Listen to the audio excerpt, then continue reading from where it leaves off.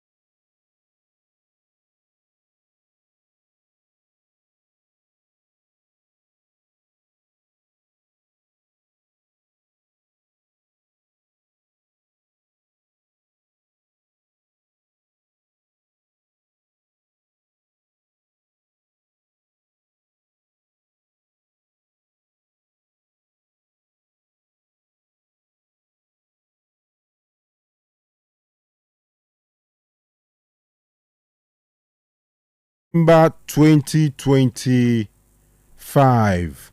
I was for a chairman and at the birthday of Yaya says Candy. Mr. Settle for a champion says Candy. Enti ne na woda. Yamano happy birthday kasiye papa. We ye oyonko sinunya. Charlie. Na winshira Candy bebre. Ene na woda nteti for ene Scandi a ono ye adwuma wa ha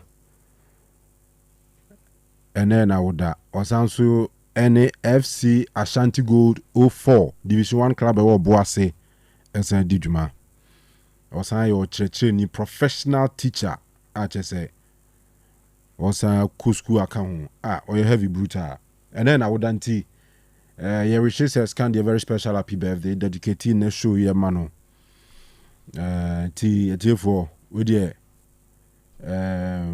metumi afre no ai Scandi dey metumi afre na wish no ai ye man happy birthday wa ha obetene nkan che ye bema wa last year ba na wa last year na afi ya behwe de ho nyankopon adoma kwasiada na match na ba so me kire super class no has ene kotoko akansi no aha ti de empenifo na kan nyina ye behwe na ya chance di match no nkomo kopim se kwasiada be ba so 4 p.m. on Sunday.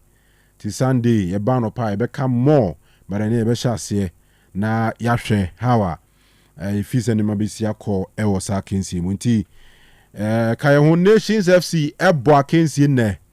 Womo ene omo opponent o Ghana Premier League ni boy. In fact, match no ye the results eba.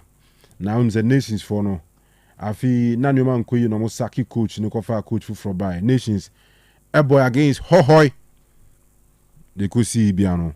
Ya de Hamane eba e odwumadi so. Ochina Premier League akensie kasiye e odoma. Doma Aduana Stars ene Takwa Midima Sporting Club. E odoma hinkro. Ochina na doma phone say Oba Park na uni health insurance omu ye bia ma free no. Inti Aduana Stars Management NHIA National Health Insurance Authority wɔn na committee apam ho a wɔn yɛ we di aboa na bibia timi akoyi enti sanete alright so yan komra last time in some war ɔkyena kensi ahodo eba so ni mu ɔkyena 12:30 Spurs and United bebo na afi so ɔkyena na no yanya Arsenal away ɛwɔ Sunderland. Yes, Chelsea so bebo ɔkyena na dwo ɛno ɛyɛ against Wolves. Nti saa matches ni mu nsɛm nyinaa no wala steady ba na afei so Madrid weekend yi ɔmɛbɔ Sunday wɔmo ɛkɔ Vallecano ɛna Barcelona ɛkɔ Celta Vigo enti ɔmo nyinaa ɛkɔ away ti ni nyinaa yɛbɛhwɛ na yɛtie stories ɛfa ho ɛne deɛ wala steady wɔma nyinaa enti Eugene Maradona sikapa na afei Dirich the one and only Dirich sa agwesi ana agwesi ko oh okay agwesi so ya shadow producer boy Juma pa alright so sanity Dimonza so beba ɛna afei Kofi Labi the governor obetene nka wala steady ya ne Dr. Ray bedin komo afa Vema Plus ho ansana ye de yenkomo twetwe nankasa ahyehye suntia na wahye ne so ede amame your number did Juma I'll be send a WhatsApp message 0505 225578 and I live on Facebook and I make messages and to me and come right ba na ya behwe ni nyina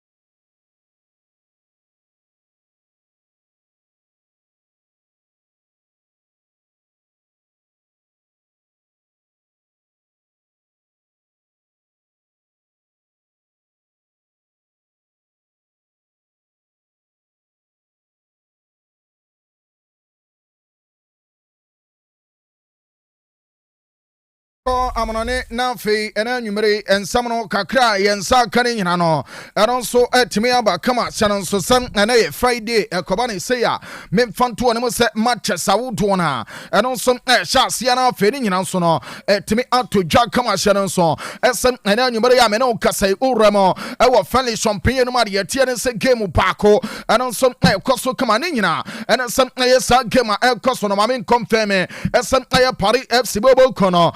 Was stick crab paniting at the Rene Amasan Kemono and also Timia to Jack Kamaya Canina Mebacho and then you may 7:45 Nasan Kemono and also to Jaya to one some out warning and also Timariaba and no free woman confirm as a Yanko Pomba Channel lectures Uram Awali Champagne games out warning and even some Timia to also no Feno Nequasiaras who games are Canina and also Timia Basso and Memfan to anymore as some Aya Club Ari Olympic Doma say game no mebacho ochena 4 p.m. amobo adi etia club panitin adi stand the Breswa ama chesa game ni nyina no eno som atemia todwa I was start or launch air for a drum mama bibia nso no eno som atemia koso ye dini nyina eno so tibiri ya todwa hye nso esale hevre bobo kono ne chesa ochena nyankopon bo eno som aya nwumre no nsia omo wosi side ne dire no ntama bibia nso no etimi ankoso kama ye kana mebacho mana kobobo kono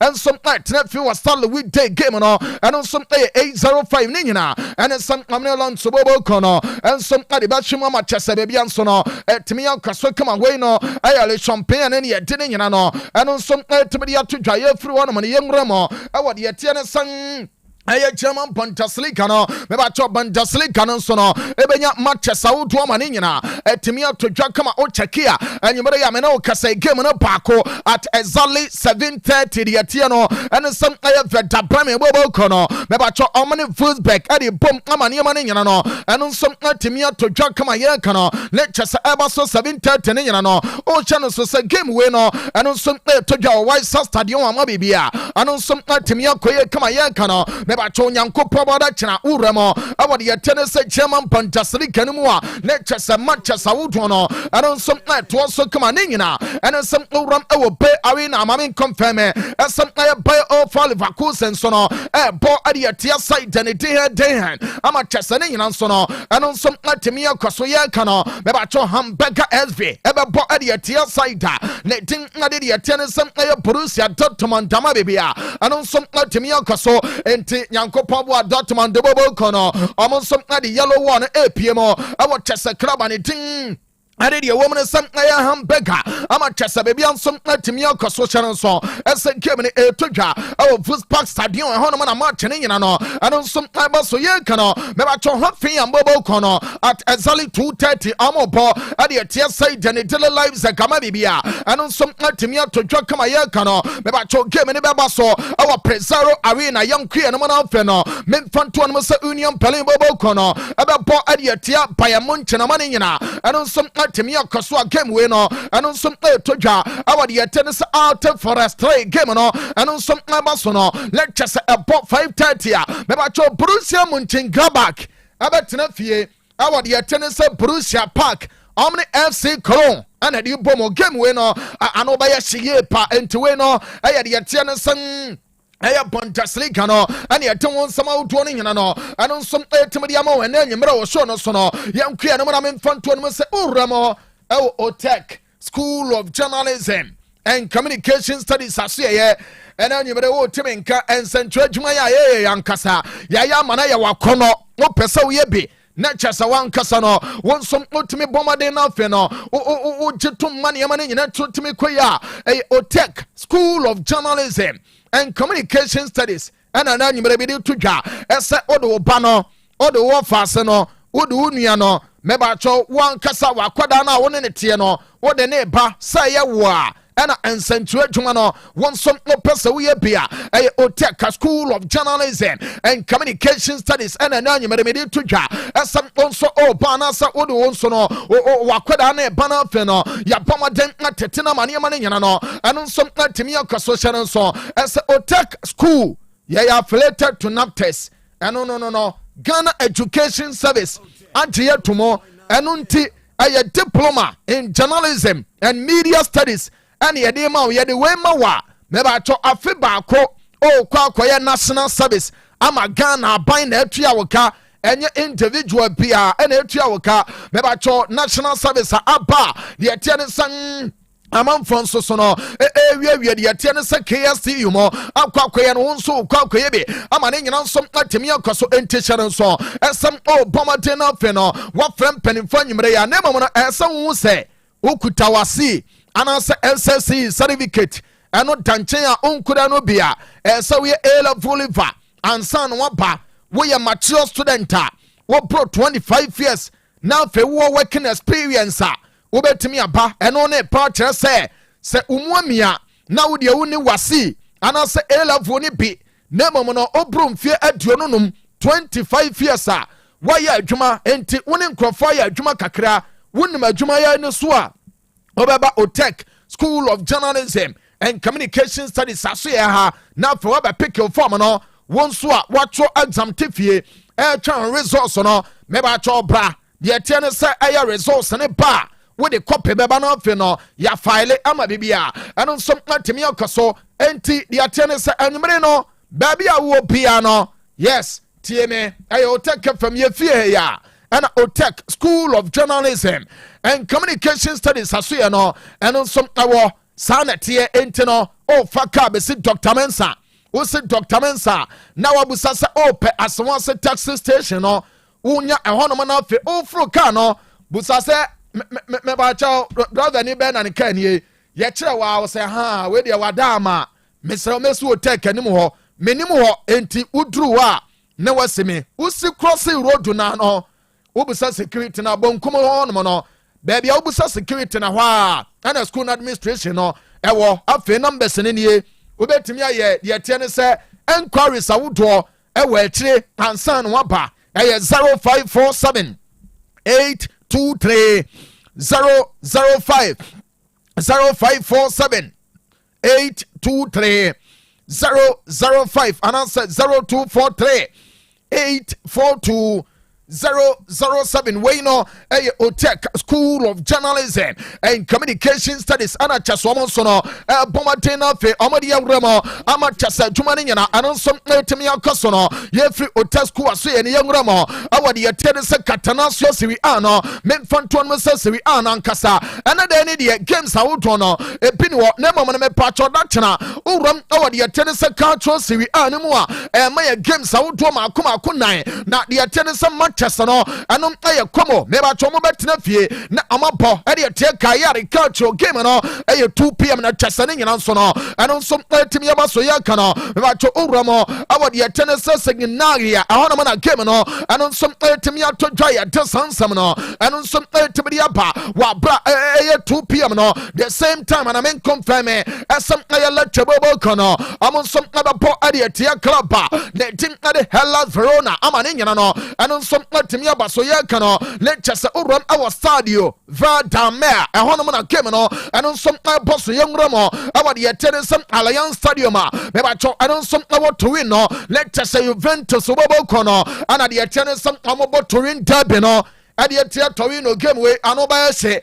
akwa te san aye de ye tere se Kimfaisa ani asante kotoko no yuje bema say confess am what just one say kuma say ya aya on hey inshallah the monza we dey say obaba o babo mo de na o clarify ade ne me say no makodi dwoso ana say mo so mo kuma say am ya enti de ate ne say you vebo kono on say maka am bo towin derby no e de ate towin no bobo kono me ba cho game ni todwa e wo de ate ne say Alliance Stadium e wo towin krom won mo na ye free won mo no yam kua no mo na fe me mfan todwa e say palma kacho e bo e de ate e same la bobo kono me ba cho game ni ye 7:45 na ni nyina eno so timi abaso ya kana ma me mfan to no say uramo our stadio enyo tadini ya hono no ana me patcho match wedding nyina no eno nso timi ya to dwa ya dini nyina no eno nso timi ya ba enti sewi ano ana ni nyina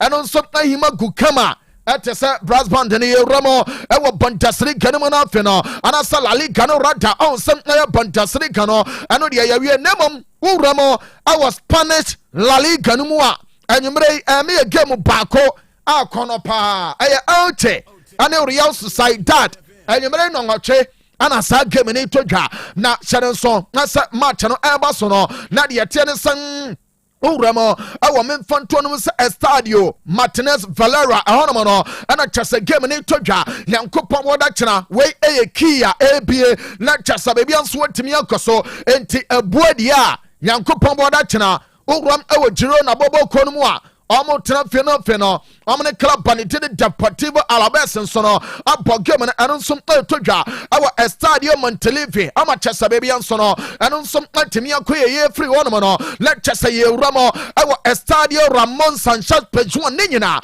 anonsom about 315 meba chosa bi abobo kono ebe wo side danitede Osasuna ama chesa nyina nsom atimi akoso kama na ye free ye tenesem ya Ramon Sanchez Pejuan no meba cho ye piemo awo Chibitas Metropolitano Shannon as Atletico Madrid almost stadium ye Ochina ebo 5:30 amo bo edi etiale 20 ama sanke no eno som atimia baso kama wa bra sanke no eno som baso ye tene se 5:30 no lecture se ebo no ngotwea mame mfanto yasem ye bewramo awade ye tene se Espanyol amo home grounds eno som ya LCDE stadium no me ba cho amo bebo edi etia pia we bobo kono aye big game pa enti game we no eno som baso no eno ebe wie ye tene se La Liga no eno aye de it's a Saturday fixtures no now fe yatami chuku ni atwe Sunday channel so say about total sports no so me de beto no na fe won so timi o fixtures awodo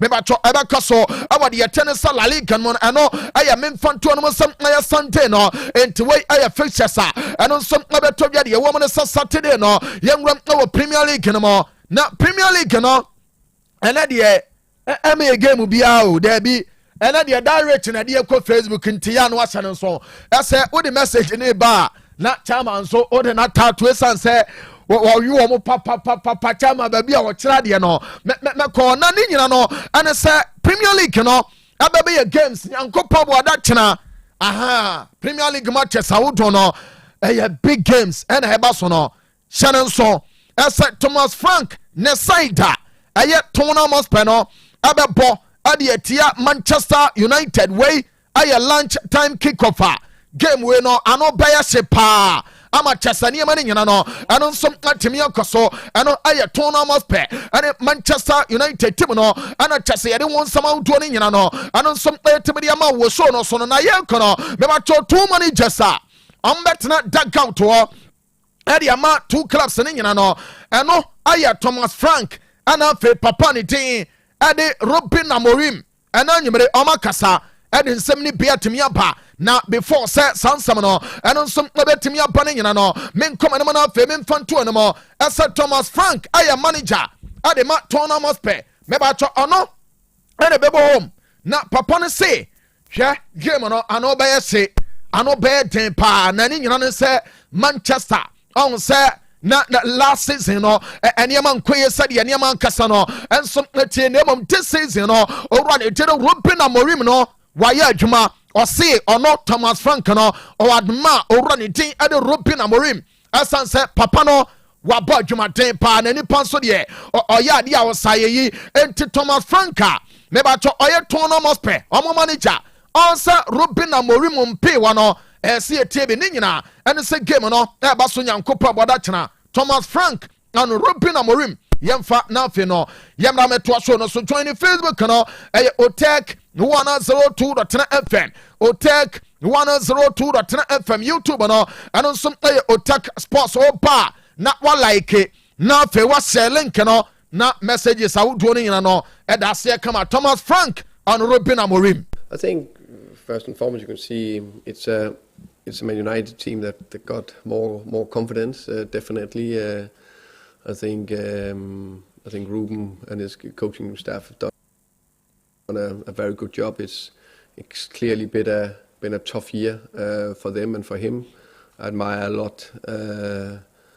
a lot for that, to go through a very tricky spell with a lot of how can you say, setbacks. So to get through that with that focus is well done, and you can see the bits he's been working on is more and more clear.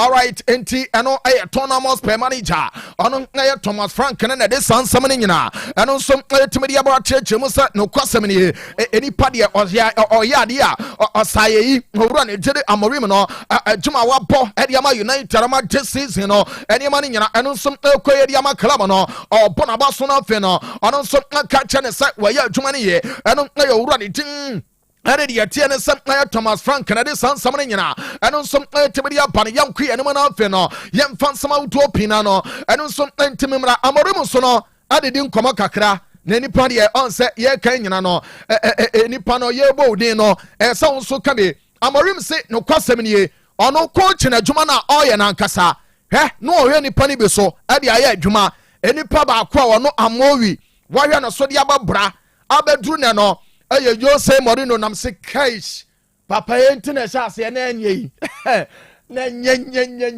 Amowi timi bo na unu diagu na fe enkrofo dem no na mane gu ama chesere nyina nso no etimi akoye na mamo no yempo Ruben Amorim Osei one de coach adwuma ya wo ye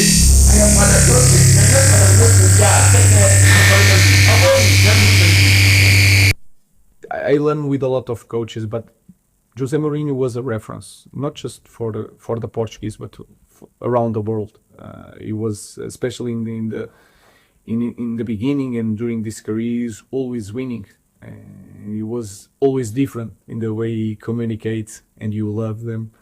Here, I remember, I was always in contact with him. He was in Benfica, and that is funny. It seems like we change country and clubs, but he's a reference for me, and sometimes I change message with him, but not more than that. Yes, enti eno United manager already did Ruben Amorim and watches some already did Jose Mourinho no or your reference point the man adwuma na wo ye no say bia oto na ni dia hwe na chi na wakasem penipa baako a chese ono nso abomade aye adwuma pa ono so hwe na so e dia bo brani bi no already did ade dia tede say Jose Mourinho father Jose no eno aye according to United manager le dey ade Ruben Amorim no and ye dey sansam na ɛno nso tibidi apa no na yɛtoa Premier League fixtures a ɛno nso bɛtɔ dwa Nyankopɔn bada kyerɛ no so a ɔhyɛ no nsom na sɛ Everton bɛbɔkɔ no ɔmo bɛtwɛn side ne tiri Fulham ɛwɔ mo home ground so ne nyina ɛne sɛ Goodison Park saa game no ɛno nso bɛtɔ dwa hyɛ no nso ɛsɛ game a meka mo asɛm no ne kyɛ sɛ yɛka ne nyina man ɔwura ne tiri Andre Male ɛnso bɛgyam a center referee ama game no na mame nkɔmakyi menya adwuma wei ɛsan sɛ Manchester for no wahwe ya me free ha ne yatim me menemu na me target na chi me ba cho between Tottenham Hotspur and Manchester omo game omo bono referee did Samuel Barrott and a bench mo a center referee ama game no orum na London Stadium ama me confirm as West Ham United and so no ball area tia Burnley ama ne nyina so no eno so atimi akoye kama ye ka no me ba cho papa ne tin ade Michael Salisbury e bench mo a center referee area ama game no yempe mo our Stadium of Light na fe yanhwe ne nyana so Sunderland bobo kono ball area tia Kraba ne did Arsenal the Gunners Arsenal team no mo hye ano ten pa omo gyinam abody etia Sunderland wawe eno na ye de etia ne san aye Stadium of Light wo ye kan Craig Pawson kwa kogyinam a center referee adiama game no wa bra upiem our Stamford Bridge aye Chelsea chairman odike yes chairman no team no Kofila be the governor and afi nana pia Chelsea for no one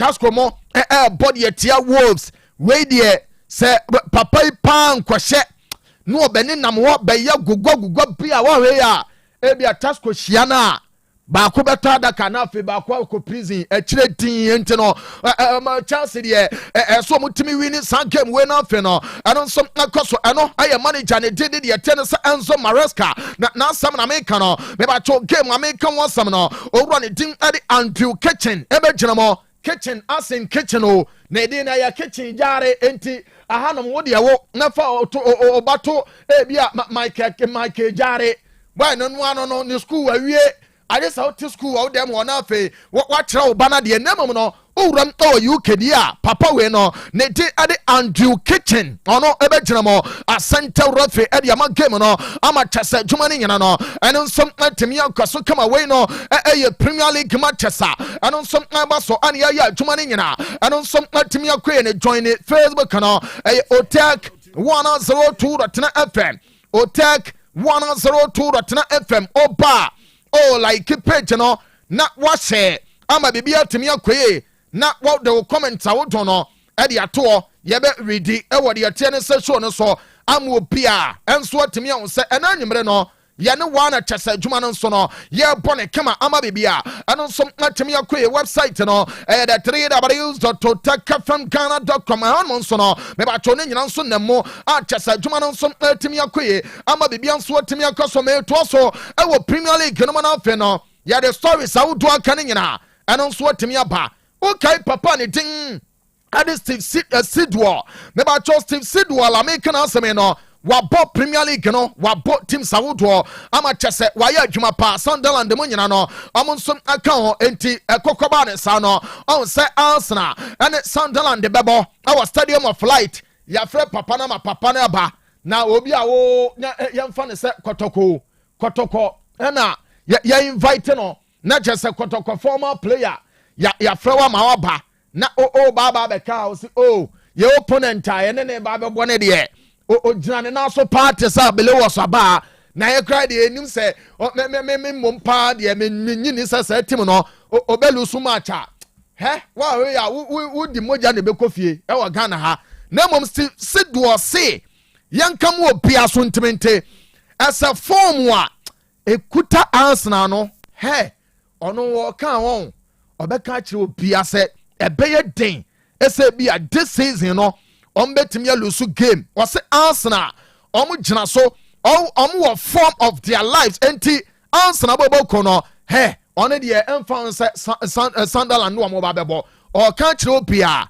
ese Arsenal team no eye team a obia no enwe so na fe o mobra Steve Sidwell nanu nsem ni they just look relentless at the moment, Arsenal. You can't see him losing a game, you can't see him conceding a goal, you can't see him conceding a shot. They're defending so well, and I think that's the mindset of where Arteta's gone. I think when he first took over Arsenal, it was all about front foot football, forward thinking, red arrows, 5-0, 6-0, how many goals we can get. I think he's flipped it the other way around now. I think he's thought about it and gone, right, what's the best way of winning a Premier League title? Let's be defensive. And then we'll go, that's our basis, that's our platform. Last season they was outstanding in a defensive format as well. Yeah. But this season they've taken it to another level, and that is their basis from then on. Goalkeeper, back four, midfield two, the rest of the players go and win the game. And that in realness, probably they've not had that attractive football. They've had to win it a little bit ugly in terms of set pieces. Yeah. But on the whole, they've just grinding it out. And listen, coming into the season, you'll know this. It's not about how you win each individual game, because your name's on that trophy. All right, enti ano aye papa ne din ade Steve Sidwell and ade sansam ne nyina no eno so etimidi aba ye din nyina eno so timidi ama wo show no so no yento so na afi no yem fast stories awuto aka ne nyina eno so ntimi mara na mom hyene so ese eyeto ne ka ba mesa ene edu Friday say no thank God it's Friday be ma wo kofia sa wo mo woni je be ma wo kofia sa wan kasa no odi moja hyew ene kofie eni kwansa na Friday anwumre sei o ma adwuma mu yaw de che fie eni kwansa o ma abonten de che fie o yira wo foforo de ene kra se okoso obanum nemom se okofie ekoya adwuma mesi doneka ba me sha no anwumre nunum bi ebeboa opa ema na mo so no motena awia so eton ne ma che adwuma che monunum donek ne be ebeboa ama skin na toso kama na bibia atimi akoso monso mo gina gyan no monunum be ebe dilute blood no ama circulation akoye kama sanso no ana skin no ebe ma na toso se no me wa bra me se udi enku kan ya na wo frega entim anwumre mum nyina no obi ama ne me no ye nunum donek eba me hyene be ebeboa ma chesane ma ne nyina no eno nso atimi akoye kama hyene nso ese bebia tonton robia no obenya donia kenibe saunanse peya o Johnson tentem ana afi wanya infections awudo ni bia aye donia keba mecha ana wonunum bie eno nso betu ase pa nemom no emema no ye de bo pochiri kra enti no rem ba bia tonton ro bia obenya bi Otec FM ha oba wo se me pedro na ye de bo pampalu pabo no eye donec DONEC na wa jo de 0246 727 677 0246 727 677 ano diamond scientific bar and research clinic kaso ye ana chese mede wawura mama bibia nso no atimi akoye na memfantu no se wura mo awa Matis Kunya na so ye ya boy no ese hwe ne manager ne tin ade de atene sa morim no manager no oye passionate about game a ono ankasa no di akire no na papa no se oluzi na uye player wan we wo fa ne nchen de abefo aso achi no no kwasam ne se bia wura mfida ni nyina ne se papa na adwuma na oye no na ne di akire ana ono ankasa nso pa adwuma no Matis Kunya on the manager Ruben Amorim yeni nkomo. What's it like playing for Ruben? What's he like as a coach? Well, he's someone that is very passionate for his job, you know. Someone then I feel like he feel like the privilege to be manager of one of the biggest clubs in the world, and he show us this. He show us our responsibility to use it, this shirt, and then show everyone like what is be part of Manchester United, you know. And I think him is someone that push us forward always. I have a lot of good things to talk about him every single day.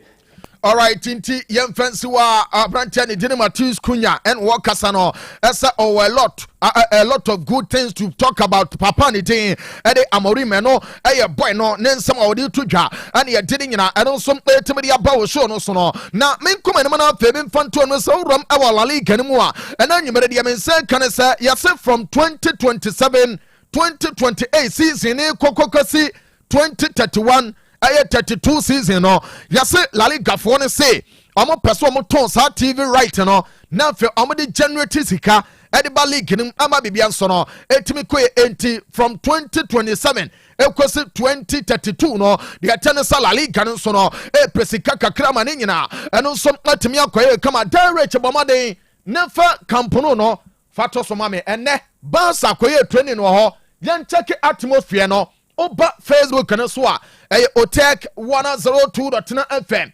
YouTube no Otec Sports join on say Barca supporters no omo share da hye omo baabi adwuma bia nkoso ya wie ho no ana omo failure enti esoro ne fom nyina boma Barca no ene training awodo koso ama de tie ne sempanifo donso no yimfoni kasai ama bibia eno nso atimi koye kama ne nyina no ene se Barca omo training session ene omo ye so mbeya no wahanom no omo ya wie enipa 23,000 etimi kokoye mame mfonto no se data Barcelona bobo no abebo first game our company no abetodwa November 22nd omne Athletic Club de Bilbao and after 29th of the same month no on the sample game into Barca ebe bie kampunu na no eno ya 22nd no aya kakra na nwumere empa ana chase yade won samne nyina no eno nsom etibiri ato dwama bibia nso no atimi akwede yemura ma na afa yede nkomo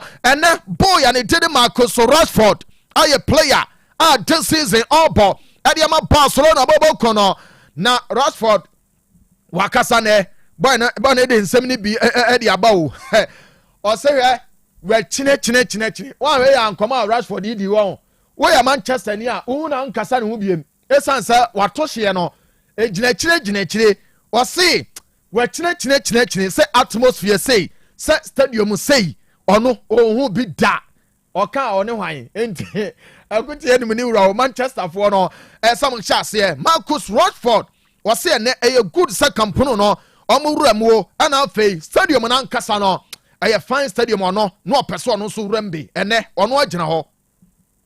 No, very nice, nice feeling. I think it's a beautiful stadium, and as you can imagine, when it's full, it's going to be unbelievable. So, you know, cannot wait to be on this pitch. To be on this pitch, the home fans. So yeah, it's lovely that they can be here to watch the first training session. But no, it's really good. The pitch is beautiful, so I'm looking forward to playing on it. No, 100%. It's going to be a different feeling for sure. you know, Camp Nou was always one of my favourite stadiums and one I wanted to play in. Fantastic, ano Barca player Marcus Rashford and also Casadia for Campano on one Casanania J. SM Uramu and Yama, and also our Campano Hono. Already didn't mark Casado or say, here, Omono and Omuramu Honomono. Omo Philip said Yomu Fie, say, Mekra, Shia Cheshire Rade, and then Omuramu Hono. Omo say Barca Honomono, Omo Fie Nina, a Campano, and Tene. Omo fili at home eno aye mag Casado kakra boy no enso atibede to dwana one la porta kasa he Barca supporters ni bi bedem papa no o se ene enkomu wura mu sei pa nanka wa no wi ni hosu idana nantu nanka odim no ne Barca player players yi hwibom na fe obi e bone yonko owura ne didn't one la porta say enenka be ya ne je asa like no Messi enko gina mu bie na nkaade ni nyina no eno so atemi akoso na emom no ono de oka ese eye dey a Barca boboko no omo so na betimi pay tribute ade ma owura ne tin ade line no Messi eno eye kakra papa no so ade to dwa ane ye de nyina eno so atimi abono na owura ne wie ye no o se hwe kampano no ma ye no ebe mo 3 times revenue ade a chance see ade team no ade ma club no eno aye owura ne didn't one la porta and this sansam no eno so timidi abono na me porto David Alaba aye player ade ma Madrid the maintain say aye good news ne nyina ne say Madrid and Rayo ebe bo Sunday yes say likely say David Alaba and so ebetimi abosa game ni be ni nyina and some nene why training na and some koso ano aye already did Alaba hun sensam no and no some timidi abana rimma to the bubble kono omo de omakwada keto baako Jacobo Ramon ede ma komo 1907 na boy ne koye ball no yaso pia ball ne say papa ne din ade Frances Fabregas Isola ya no wadwuma ama abrante ne din Jacobo Ramon no ono som boy dwuma yase Alonso say Fabregas de ye England no me ne wo hono no mia na metimi ho utimi say unam ho hwe nam finfin sa pia 2 pass ne ne gine enti mama na ne gine wo player eno ntina Jacobo Ramon ne be fan no enti yase Alonso ene anje Jacobo Ramon the tennis ne development no ho ama Madrid boboko no yasem amo so betimi recall boy no wa bra ne sama eno so aye kakra eba ene ye dide nyina eno so tibidi amamo no me ba cho Madrid boboko no empanifo no kwahia di nkomo yaso amo say hwe adwuma na nkasa na Madrid ye ne this season no so betimi abopraba pa bi ewo Europe ene La Liga ni mu a esa last 2 years ago the omo ye amade J trophies awudo no eso mo ko back say one of them cheso metimi akase the biggest of four no Hoselua na okama Madrid boboko no enti Madrid pomoden say January be rem transfer market no so akwa player de na ba eno na de metie no say Lebente striker ne did eta enyon yase Madrid boboko no Asha say track boy no ese boy no ne height no ene how a boy no onim bo na nkasa no wone na no go sa wudo gu ne na no entim opaya ne dem no omunya eta enyon a ebeboa ama ne nyina nsom atimi akoya ye de ne nyina no etimi dia to dia Diego Simeone wa ma chiki answer ma me sa ne picture bi na me de ma mo na watwe na no abia so na enie Diego Simeone emfa me ho enyama sem Yabusano about the player Julian Alvarez and Yabusano say na yera Alvarez no say ye ka FIFA do mo o kasa no enomini sababe tudwa ama boy no wanwrem na who as manager who coach no o fa ne say na say menya me na me you obi ema ye to ne so aba as be a FIFA best player so ma hu na ya no ye buboy no wa ha enti ye de ye ne gene ho Julian Alvarez juma obo edema Atletico Madrid no according to Diego Simeone aso omo nsibo ne form enti obia hu na omo de omo hu ne dada eno ya kakra papa no ono nsom tibidi ato ya mamen confirm ese uram ewo AC Milan team na yese January a person mbefa player ne tin ade Robert Lewandowski ade ne ko ne nka unua Sama na another lifeline ama na levi ne nyina ne Lewandowski no yase Milan for say player no omo ne mu gidie pa ena omo ne madwuma Lewandowski ebetimi aye enti se Barca ena supporters sori a awia striker ena okra no tenchen oba ye prasa giska ena wo di ne kwa he omo we AC Milan fo no anya bia Lewandowski omo kan kire no ese onim owu a ohwe Luka Modric adwuma o mayade ama no ama Modric this season best midfielders omo Europa obebo Luka Modric de na ka ho entim similar bobo kono omo se omo de Modric de no aye reference ade ma Lewandowski esem aye boy no ono nso amra mewura ewo anasem aye Milan bobo kono mo ano aye kakra na nyimre etodwa ana ye de nyina ano nso entim de yapano na me pacho boy muntin epeso omo si Liverpool achi ni nyina ne se Abrante ne did Ibrahim Konate aye center back at the Liverpool team no on say ababe to dwa say Dayo Pamecano Madrid for no person mo nam tenten wa no ma gu boy ne dia fra che say bibia ma boy no ababe du mo hiem yase eno nti boy team no ahwe anu mu say de tie ne say Liverpool center back ne did Ibrahim Konate no omo be fa no enkomodi dia wodo no enhya ase de ne mom no yase club no ensom a pencil ne name ne downwa eno aye kakra na nyimre etodwa ene ye de nyina eba no boss de ametie ne se PSG boboko no epeso mu wram na Crystal Palace omo center back no aye Daniel Munoz no omo kokofa ne nyina se Ashraf Hakimi pra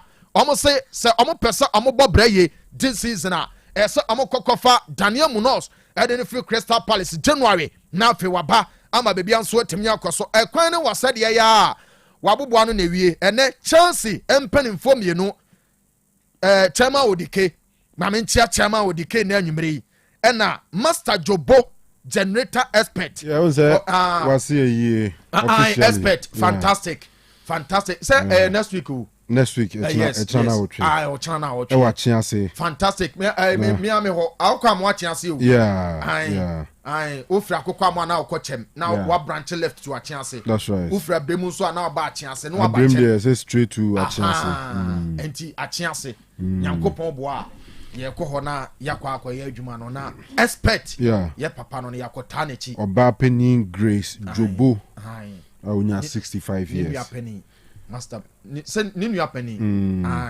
enti expert and this mbisa so na mbisa mom me too sure about that ni sister ni minim say ni sister but me ni more than we na yapeni ana say oh okay enti Master Jobo generator expert Yakopon boa but last week me try the doc de mama no okay Vema Plus no X drive ejetu ato wanko ejetu ato X drive intino would drive via smooth.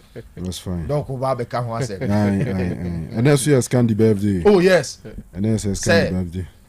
Say yeah na tie no or buy out yeah birthday na one go steady one. About 3 years in any day. White and a tie in there. Yeah.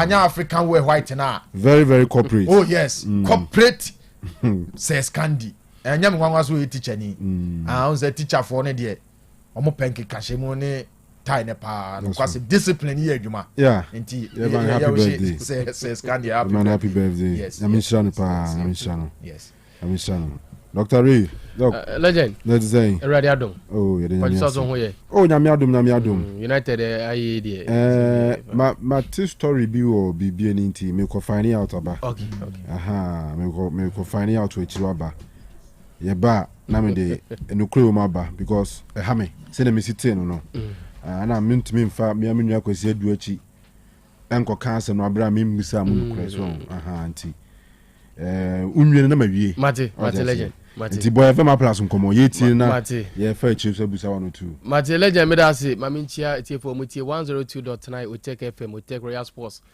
wala stidi akwa manane oyini nyina fela ni naguo Vema Plus yenso ye ba se ne de apomede nkomo abetato na de because wala si start here foreign presentation no so apomede nkoya untumpuntie na de ba ko anipa also channel to say so wo apomede ya o ade health is wealth enti se osika sam enkoya meaning say untumi nko adwuma because to me ko adwuma bibi kakra e de hye ho na sa wo yare bi so tuma ko adwuma oni tia Vema Plus ye ba ye ni wudi nkomo Emma who reason was so for poor very serious. Now who to a dranya drobian and so to papa. Who saw radio, who saw TV. In drone doors no mum papa womb. Into your buy a more tears, yes, say, to Vema Plus in product. Yaria yes, and Kuan who drone your war, into Yaria any who drone yan can was him. Me patcho your Prostavite, your X drive, your little and a dinat capsules. Me patcho Bema beer here zinc. Men was a friend zinc, Bema beer here be our nimpedium. Na zinc a dear a bua mema, send a buy a prostate any intentem. Nti Nyankopon nyansa ne nim die mu no ye won nuane ne enama ye di anase ye we a e contain zinc a ye kwa ni pedu etumi bua ye se be ye prostate ne enyini intentem ne mpo kokram anase cancer enso en develop e wo mema e prostate mu nti ofa zinc a zinc act as antioxidant se ne be ye a prostate anase cancer substance en develop e wo bema o prostate mu nti ofa nam se koto ofa mushroom aye mre ofa bibi ti say aye cow meat ana say akukọ nam chicken ne nyina na contain zinc oat ya aye kanumi contain zinc beans legumes ne nyina contain zinc ne momo no ni process no ye be wie no na sabi na quantity ne so ate nti wudi a de nka ni pedua no require se betu aye adwuma na protective process as bema no unya ne saa oninti avema plus aye produce for ne Prostavite capsules. Na tienye Prostavite capsules no ya for herbs and planter. Eye rich with zinc. And ye processing ya combine neatly. And ye de magana for so omuntono mono. Inti uye bema. Do not fresh a doctor manum prostate in drobebre. Nenso me num Prostavite capsules no. Mi hu improvement in tentem. Modrono eye magic. That be enya magic bia na ye na mom ye nim se wo fa eye ade we na de kaboma eboa ema bema ne prostate etwetwen eboa bo bema prostate ho ban bema bia wotie me without a prostate untumi nyem oba without a prostate sebi uni oba dampo ho nsane without a prostate untumi nyi hormones of testosterone so prostate no eye very vital so one fa so papa elkan eye with sex organ no inti sebi so prostate na hoɔden anima so prostate anyina ya untumi function as bema oniti ye ba e pesa wote ase se okɔ herbal shop atobi nom okɔ pharmacy shop tobi no fe ne Prostavite capsules ene wonya dwunsom how because unfie ne ekonanim eyade a unyini inti odwonso intentem odwonso na dwonso ne bi akem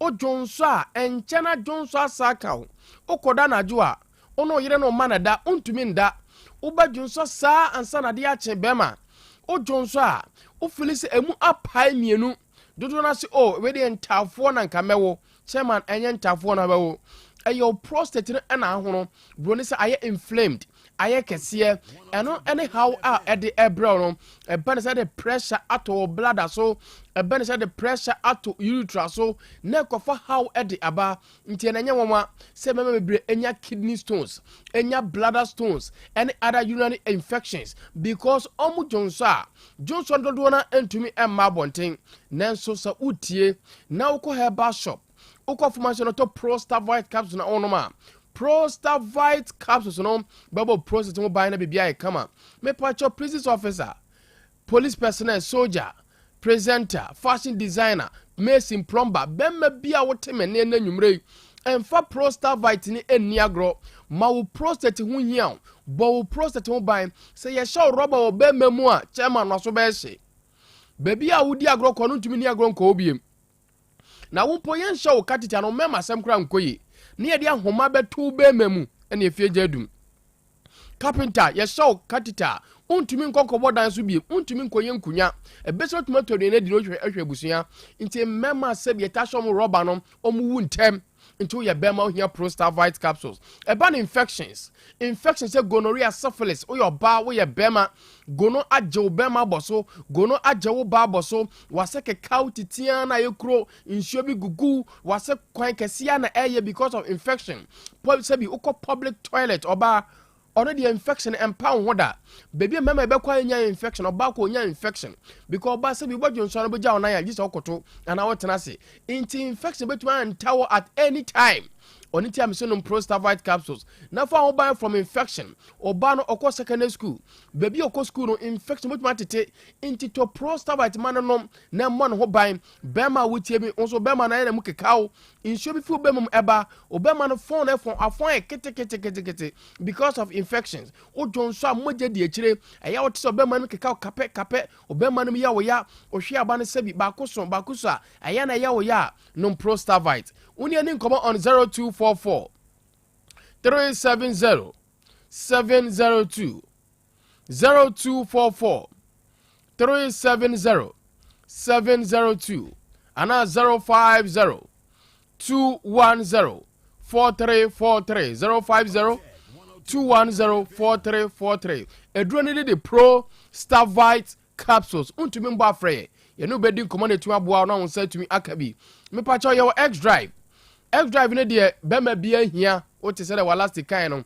bema bia no X driver ene o manu o mo hoda se wo ye bema ulusu match se bi ni oba kompema wa ya de pa ye 2 minutes dabi enya de papa na wa ye no oni oba kompema bema se oba no nsano na ansa na ho sane ho nti so ho sane wo ja oba na se bi wa mmobra wa nya de papa bia na mema bebre na fesi sa hawi into quick action product no ma bema wonom quick action product no you very careful the more who consume no the more na damage wo nipadua the more na damage wo bema ebedu we no bema wu ebedu onom pa enya dwuma biem me pacho eye how bi na ba wo nipadua oni ti o bema na ho ode akofom oho ne bi ni se bia onom sapa oho ne bi se bi onom musie pa oho ne bi se bi otwetwe wo bema o master beti bohone bi ni se wonya stroke ohone bi ni se wonya diabetes ohone bi se wonya pressure ema bema obema sem enkoye na se wonom X drive capsules a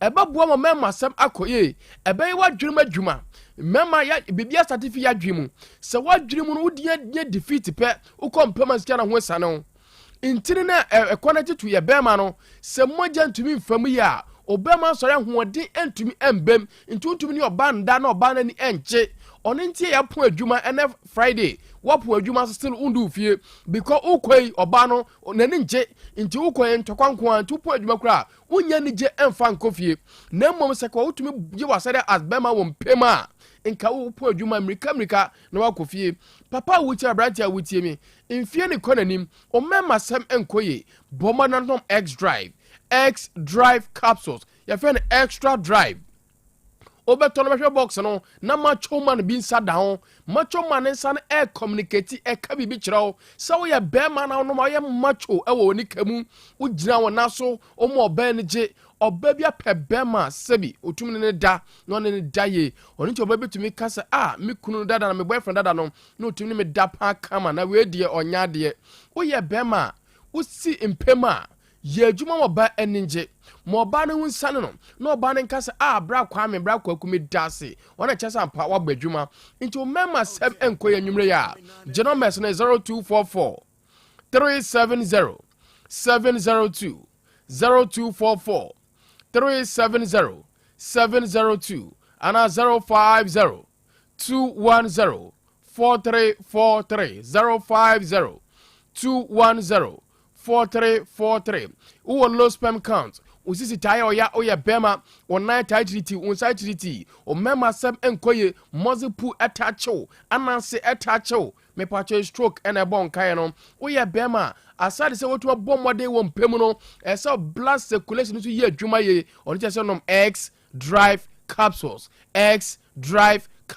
legend ye wo lito no de sabi obi ananum wanka bi ahia na dodo na tia sese ampa omo benum lito omo from na dance die bas doc na menum wonka nanso na menim se lito capsules bi wo ho no ma ebetumi etu ase matomafo hye bia makọ dentist specialist wo nanso still na menum wonka pa ma try se metu ase enko ba menum lito capsules no menhu se improvement aba me pa sa na ye pe no onim obi a nanum wonka ana wa wutie mi se bi wonum wonka tuaseɛ why 21st century ne wɔ no egu nipa anim ase yare egu nipa anim ase ɛyɛ sɛbi honam kankan anasɛ num kankan because ontumi ngye obia no ɛmfɛ ntu kwan sɛbi ontumi ngye obia motuam ɛmfɛ ntu kwan nti woyɛ abrante a yɛahwɛ sɛnea wo nka titeɛ woyɛ ɔbaa hwɛ sɛnea wo nka titeɛ wanum nka wotayi amaman ɛyɛ na minim ayɛ kuro wotwehwɛ wo si a mogya nko a sɛbi ɔmene wo ntɔfie mpa ɛyɛ wo den ɛbɔ sɛ wote yaw wotɔn sesena ho ho no bɔma nanom lito mame little capsules ebi si dog metewa na metiri mu bɔme mate adura so bibia nsi chairman nyɛ otim na bɔn ɛwɔ wo nipaduam ɛwɔ intestines ne sɛbi yɛde hwene nɛte adeɛ pampan ɔne tia fili sɛ otim na bɔn wate adura nso on sɛ ya code ɛtache wo pa on sɛ ya wote wo hwene pa on sɛ ya woyi amaman pa ne nyina yɛ adeɛ a ɛma wo nka bi ba wonum ɛma wo home yɛ ɛbɔn wohia little capsules bacteria ɛna ɛkɔfa saa ha no ɛde ba nsuo ne nka nsuo mmɔn nanso ho te fifra na ho sɛ ɛbɔn because sɛbi what develop bacteria bi ɛfa no apocrine sɛ anytime be come into contact with sweat anaasɛ mfifire no na oho ɛyi nka bɔne ɔne tia make us nom ɛyɛ little capsules na ɛmoa ɛbɛsɛ boost immune system no ama onkwamoa na bɛma no ahoɔden soronko yare basabasa bia ɛnso ɛntumi ɛnyɛw because so obi anum wɔnka ana obi amotuam wɔnka ɛyɛ ne immune system no sɛ asoppress anasa na hoɔden aba form bacteria na overcome no ɔne te sa nipa no express ɛyɛ mouth odor anasa body odor no sa wonom little capsules na etu sa wona se esa boost immune system no edema na bibia ye kama mo a monte pampa bi se menti sa ade po yehwam anase ade bon enye loss of smell bomodin nanom little capsules oko herbal shop oko pharmacy shop so ope little tobi nom na emoa na entu kankana se na bibia enso enye kama legend ye wo dinat ne de enuanom ma ne nko ana ennom baby girl a wotie me akosia obu munsa wote yaw eyere wa ya se eya ya painkiller na wanoma da bi error red flag me kanfo dinat capsules at the amount dinat a natural product artificial additive bi anim ye diza ma manko a se wo fichiri kom how pa ub menstruate a wote yaw ubu munsa emaye ubu munsa achaye 1-2 days na twa da bi ubu say either 5 days and now 7 days or baby or menstruate ye no say be ovulate kama into no kata menstruate 5 days or we are to na 10 kaba kama or it is ampa o your basima why your family planning we or menses na ayabasa hwehwe dinat capsules waten kanyina ateko hwehwe dinat capsules obano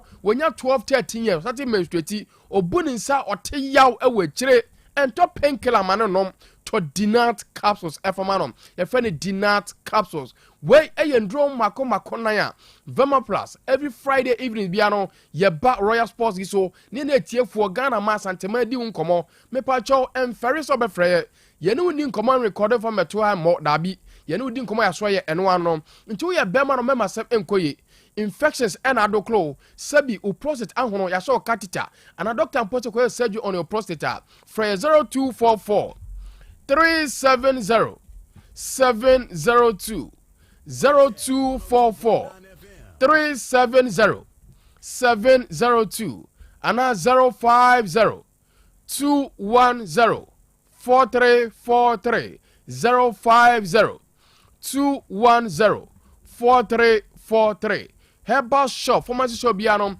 Prostavite X Drive Little any dinat ehonum legend kofo bebre wo muntumi bo Prostavite ni ye ntimpacho de freye na yen ukọ pharmacy shop ene omunkasa no munyi Prostavite no emfama na bibia enso enye kama pa ti legend yen fan komo no ene it has a dog it has a pa na me aduma sure next week be say sure evision for Vema Plus ehọ na ekoye no okay yankọ anime na wa sabejafo trust na ya sha ase die enkomo no yemfa we entwa homra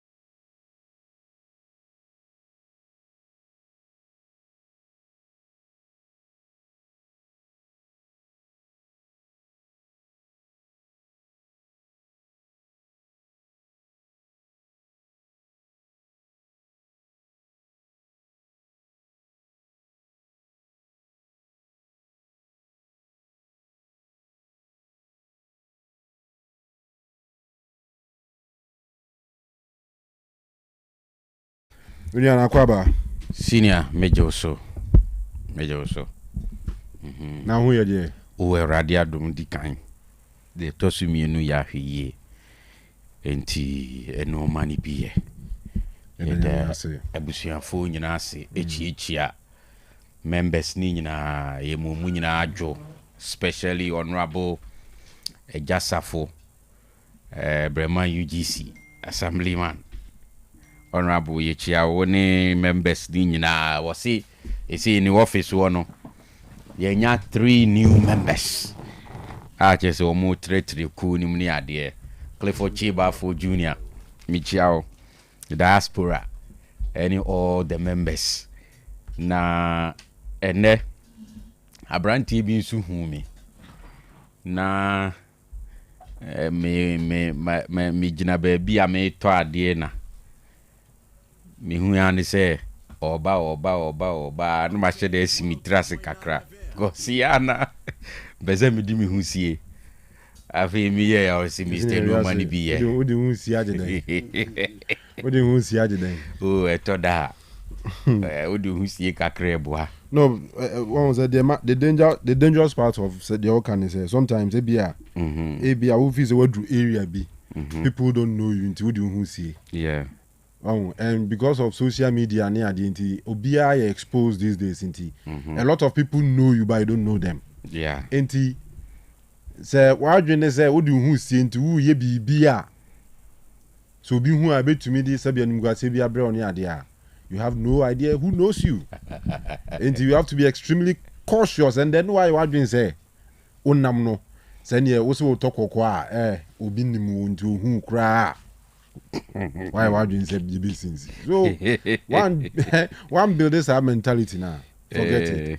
Maybe on them be at least 1 or 2 people be there. They say Obia popular because of Obia. And yes, media phone kwao. Obia. Social media generated a lot of celebrities. You get it? Era you know. You can't hide. Oh, but sometimes you hide not because ebia ukodiboni binti ni pabehu. But sometimes you hide because of your own safety. Yeah, that's cool. Especially, for instance, say what do we be nimu. But anyway, that's fine. And then celebrity birthday. Nice one. And then birthday list near top. Okay. Very, very tall. November, dear. Say I catch him. November for doors in 10 months. Be a one more pam check records no. A national one for no statistical. Like 7th November is a big day. Yeah, you know says Candy and then I would Yes, says Candy 7th November born. Sure. Good. And Mr. Charles was SB. The barrister. Hey, yeah, I'm wrestling. And you see me really feature back for the kai Mrs. African Arm Wrestling Federation president. Yes. Or have you? Yes. Mati say world I'm wrestling for no crowd. Yes. And when they go to meetings near there, the barrister. The question that teach you or I'm wrestling or cornering so yeah. And then I would you're celebrating. And yeah, you knew by offer say Salome and Anona, Nano Katikati Bibi Salome. And that's your Salome's birthday.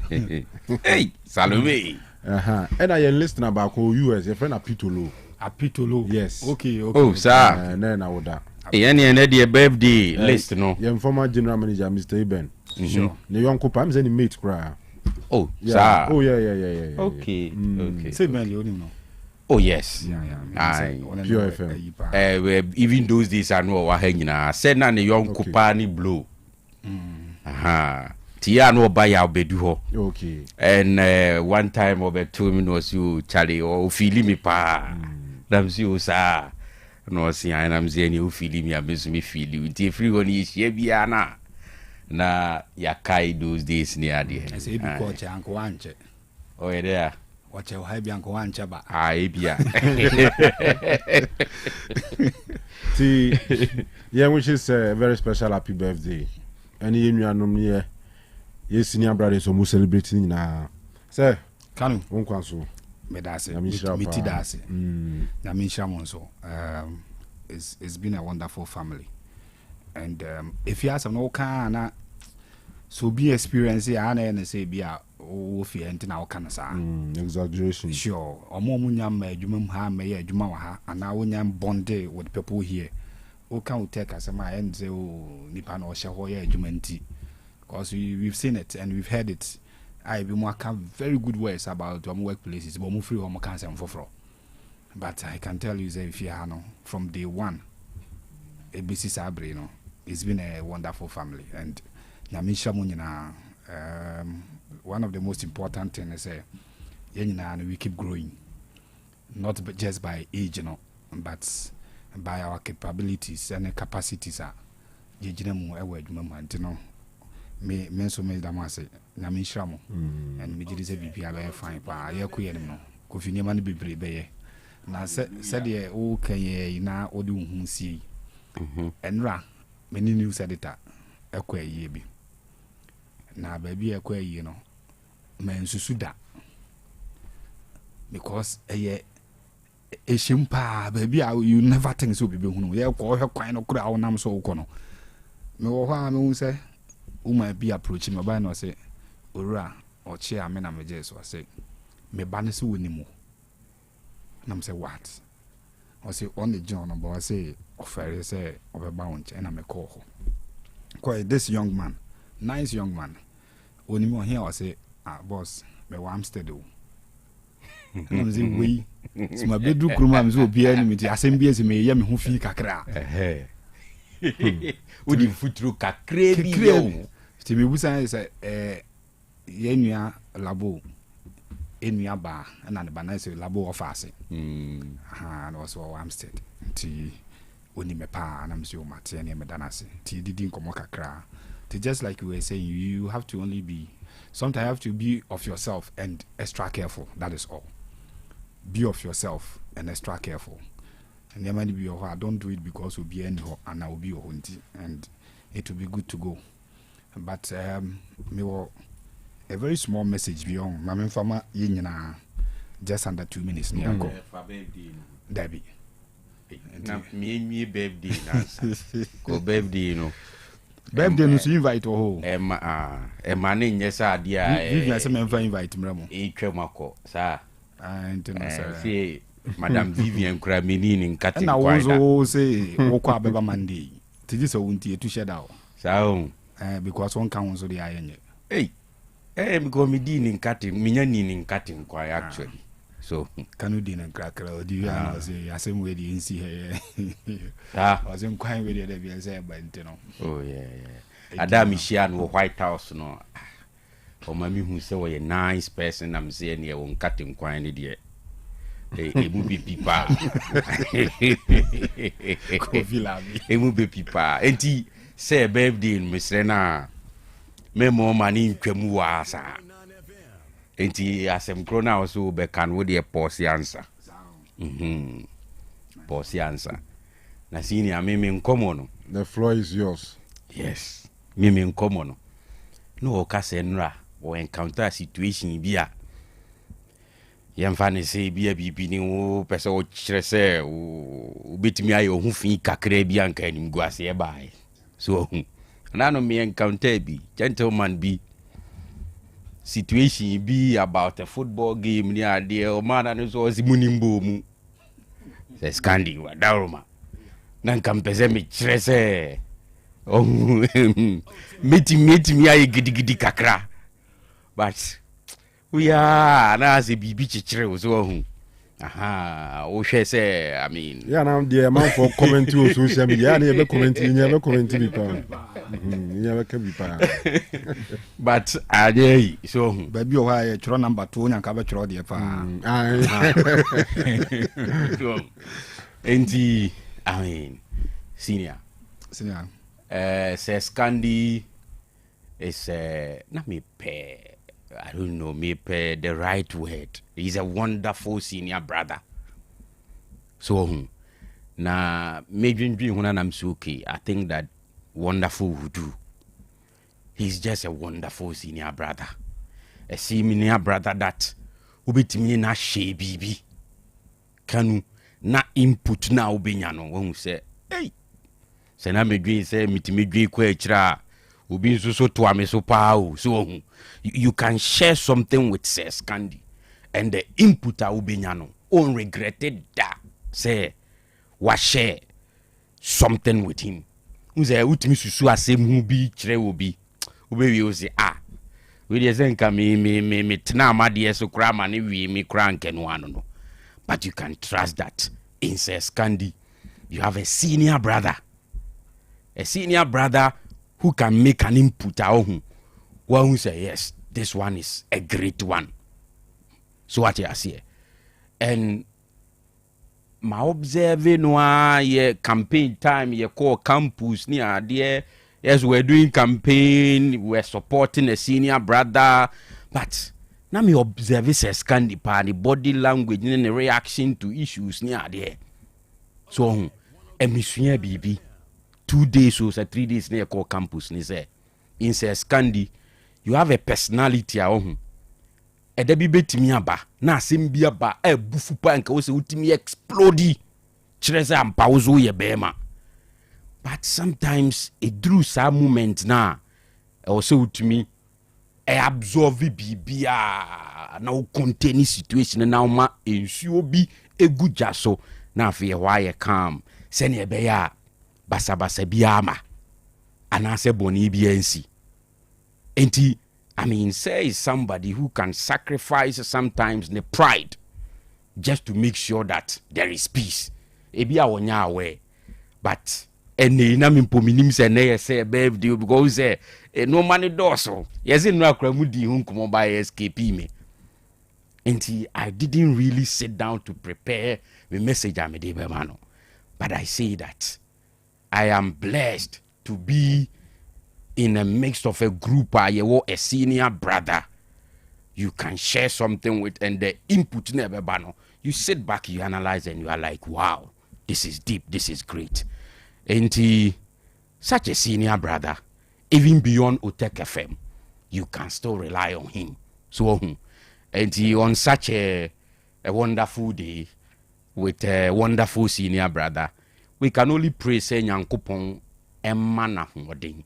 I know that from afar, nani so adi hunu neso. Enu me pi ena o hwe ni mu da chisi besie. And we pray that nyame be ma hodin. Na wa ma unim die no ni nyansa no de broso, just to stay and handle every situation and make sure say in the end eduaba ne be soaba ama aba na ebe so no enye wo woni wabusua ene wo mu eben wo nko a na be di aba ne mom afufuro bi e wo ba bi kranka bire bi atwam no mo nwen se skandi sunti edua bi be soaba ama mo nso atibi adi. Enti I am honored and I am humbled and I am blessed to be in a family you were a senior brother like says Candy. So scare happy birthday. Thank you. Happy birthday. Thank you. God bless you. Thank you. Now we are just believing God say everything will be like we expect, so that he bit me a no maybe so ama bibia yet said ye will be a pen so. But happy birthday. You are a wonderful senior brother and you are a blessing to all of us. Sure. All of us. Sure. All of us. Yeah. Why don't broadcast that? I'm a preacher matching. Why me ana? Oh, so for we na share me come say me yes so for. And yes so for mpa so for pi. Oh, okay. But don't broadcast the me nye bi Roma. Wow. I thought I knew myself so well, but Kofi humble me pa with the words now. But let me on the low side. Kofi, what to still girl be father? Oh, let's say yeah, man, made yeah. Then you get across so old and now. Yeah, why is he here? But West Spa, no vibe is any girl come back or as it man award. You go away, Dr. UN. On Pebby Bika from Comagia. Yes, as Candia see me na senior Kai so wow, dear, Wadam for ne Cabernet in team, Korea, just Kelly, Happy FM. Now, Kelly was 3 to the extent, say. Every minute didn't come in and say, we are 3 yet. And I can't wait to see you and that person was here. Oh, yeah, Pentamaki Kanu Mabu, my you know, maybe in Tamapina, ye be some kawa. Oh, yes, very, very proud of Union and the Matia Free Mono. I'm only learning from it. Every moment is a learning curve for all of us. Madam Wasipi, anytime I may mess West, may mess West, not mention, may mess West, I may Kasana and my papa, I say, may voice need to chica can I say, may I emotional about something. And for the words you've poured down here, Eugene, Yabo more the answers are not very recorded, dear mammy. Very important to me. I didn't fear in them. Thank you very much. But Master Man, I'm saying, very simple. Mamencha Master Jubu, Namencha Master Cool Pepe, the Papa frame. Namisha na paene or other nipa minimum moya master for. You see, my message in here to subordinates. Kofi, your situation on your culture, ni wono. And you two pa na you believe say to me attack also. Physical and spiritual. Ye swano ye no niema kakre hu yan so bi mpe wi a no pese wo sei wa. Either so be na physical no be na spiritual. So bi kura pe won so ayi wa firi ho a physical no e wo form say obetam second na atu di abo ye be che no. Tie na e bia on the cool side no de dro bi aguaduane ma na bibi no de yi wa firi ho. Ana se sunsum no de bibi be fa aduane bibi akọ mu. Nsu a na aduane no de ama message ni nyina na say so we obi a osua adwuma we obi a office bi e bia your service bi o ye internship bi akwada edu akoto adwuma mu school ni a woko school.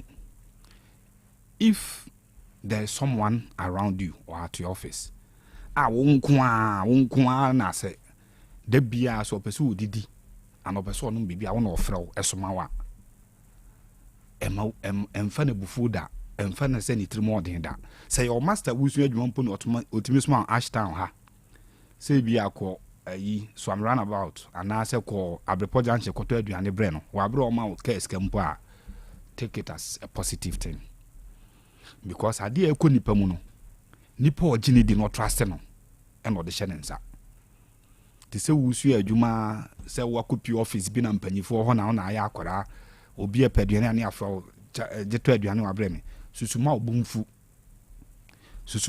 se nipa ne mpo asem ti na time bia no wato wahwe so even those suma de ya but se eye aduane a ekọ ni mu nko ade onje wuni a onsoma wo da especially when enye se si table su bia kofiti na msi pejama me o ko fa free bia wo de ba ni bibia betimasi okwan. So just a simple message say o ye subordinate bi e wo baabi na enunti say nipa no tie suma enya advantage no take of you enye say obu opposition nso animti ase o ya quarantine na de bia no osoma.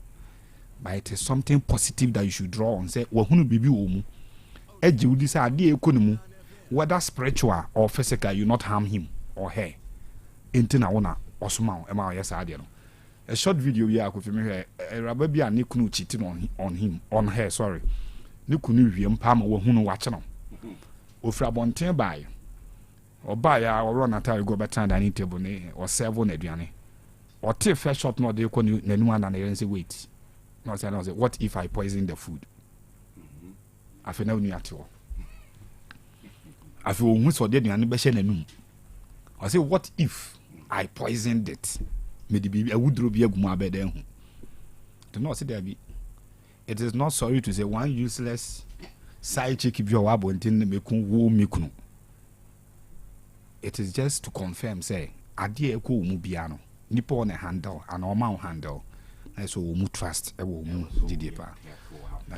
And yeah, one example I mean so me dey be count the quickly say maami bi so on ni kunu any meat. Na what tia wo mu tia wo mu yi wo mu hehe na say Scandi one time the wife serve you know we deep breakfast we was sorry afa ne bag no akwa adwuma e wa ma me na yire ni see wait my husband, I have poisoned your food. Hey, afi wo ga jani baga tu baby chese ne humete evi fresh as ye tinu wo mu fan ko hospital wo Fred doctors kukudam obani say don't worry, nobody can save you because you need to spend only 1 minute after eating the food and everything is done. E wano ge jani huwa tu baby afidi ya mamini kosu ni musore ya no say minti min poison min fa poison bi enwu aduane mu nemu woni yetia dwense nipa na treat ye for the sake of tomorrow. Treat everyone right. Afidi o guy relieved at once. No who say ade na akoni yem ni poison nim. Enti it comes to the point say the all handle ade a wudi ko mu ni ade ni de very very important. Sure. Mate Scandi ti nyamishra bebre nyamishra pa. Amen. Yankwa enim na the 3 years I'm akukrum for I'm akukrum. Okay. I'm so mutie pa edujama mpotem ho no. Yes. Nyamishra mo openi ya usu afie. Ene ne papa na na kwasi afie. Na ne yere ekuya usu afie. Yesi o mudini ko bia triwa ha o. Ekuya usu afie. Da ko ye besra o mo. Ena Uraku amofa. Eni usu a omunyina wa mo akukrom. Okay. Nyamishra mo bebre. Edo masipa. Eni nyaminsu nshira Mr. Deborah Ozone's chemist manager. Oh yeah, heavy. Sure. Oh yeah, heavy, Mr. Deborah. Nyaminsha pa. I mean, what pe crew yourself to the extent say sometimes so to me friend Kanu kra we near around kra no the message just say michia we. Mr. Deborah, we appreciate you. Nyaminsha pa. Michemo na mpesa me fa ocha no. But bolaka ye kwa me pack no. Space no problem pa. Bolaka on gase la cruisa no. Unya ba bi pack no. Ana on gase bobra pa o. To Mr. Deborah. Very good evening. What's kremu dia who's a kremu Kim Fraser our premier ne ade no na emzo omni omoye business pa. Sure. Dina da na kremu nso di ne ho adanse enti Mr. Deborah nyamisha pa. Nyamisha no. Enu bia we know that mo pay asem. Tinyamisha mo na toda ya na sunsum pay ya na honam emru toda yenya na nke ebe banso ya na honam no na mfa na se no maybe equally important matters ba odwen ho na odwen ho say oh there are people are more train say ombeti Kanu nka ombeti se Scandi nka de monza nka walasti nka sikapa nka Eugene nka direct nka kofila binka obi nka na o say utumi kekenu mesi ani mate go fi senior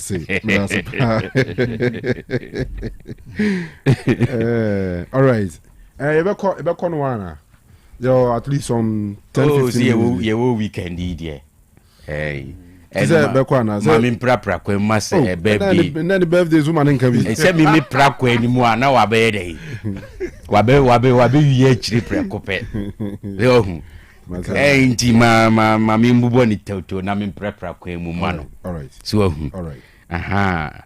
Enti no as usual to say the ya ye kan. Ne ye di nkomo about Bayern Munich. Any Bayern performance, especially in the Bundesliga. Any how strong omoye.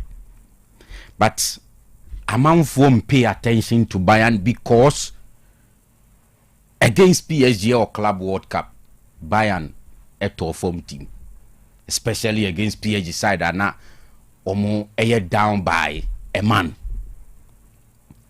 But me sure say in the last Champions League, what happened between PSG at home to Bayern no amankofo adwene ahase esesa se oye Dortmund ana oye Leverkusen or RB Leipzig now say opese u chase Bayern Munich claiming the Bundesliga title now you have a long way to go. This weekend Bayern are away to Union Berlin.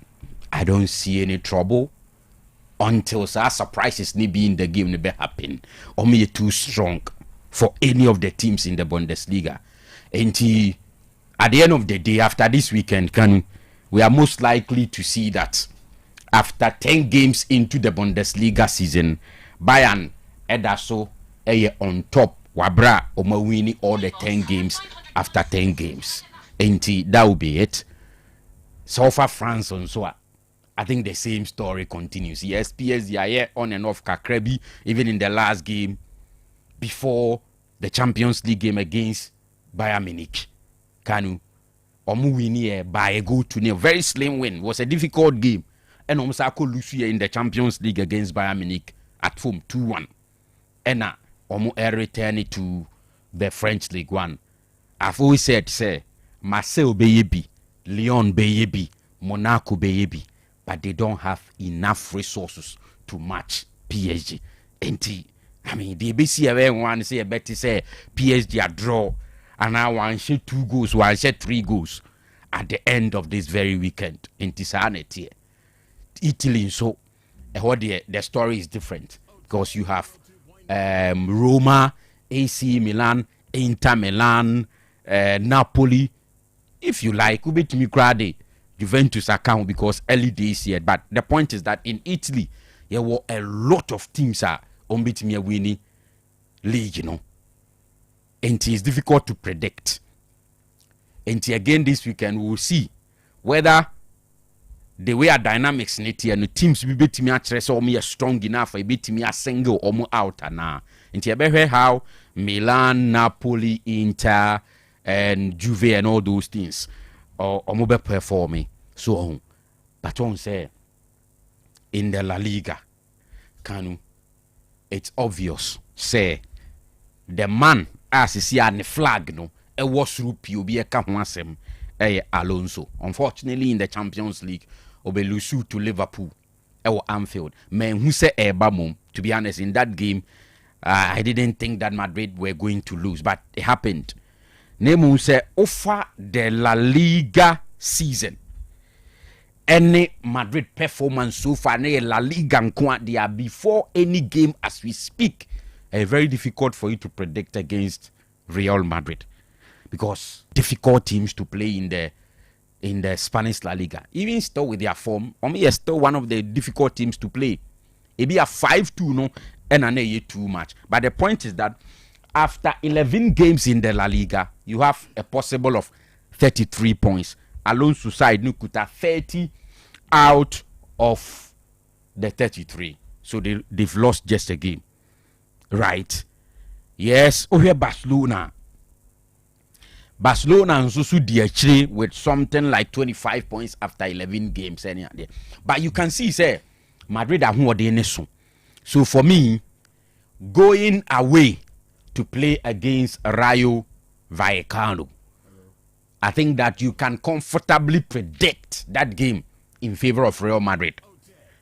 Now, the man who cry for Vallecano, the fact that Omabe losing in the Champions League, they want to bounce back to winning ways. So, I mean, Madrid, they have to lose. Barcelona away to Celta Vigo.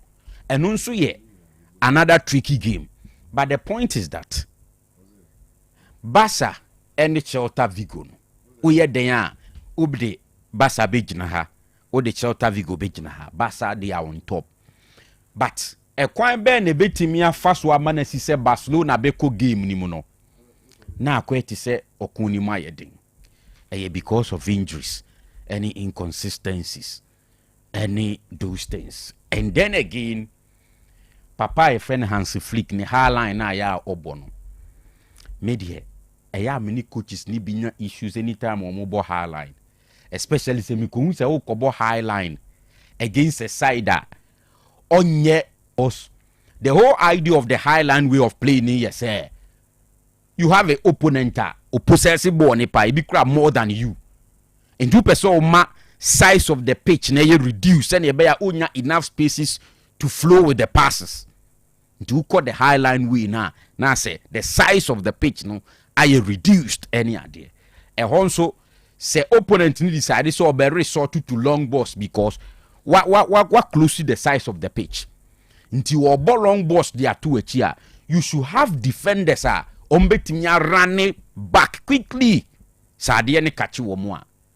And I think say in the last few games problems and Barcelona the fact that the defenders defenders or me pace enough say with that high line approach long ball be to a chair ubetimia cover the needed space ebema Barca stay off any danger.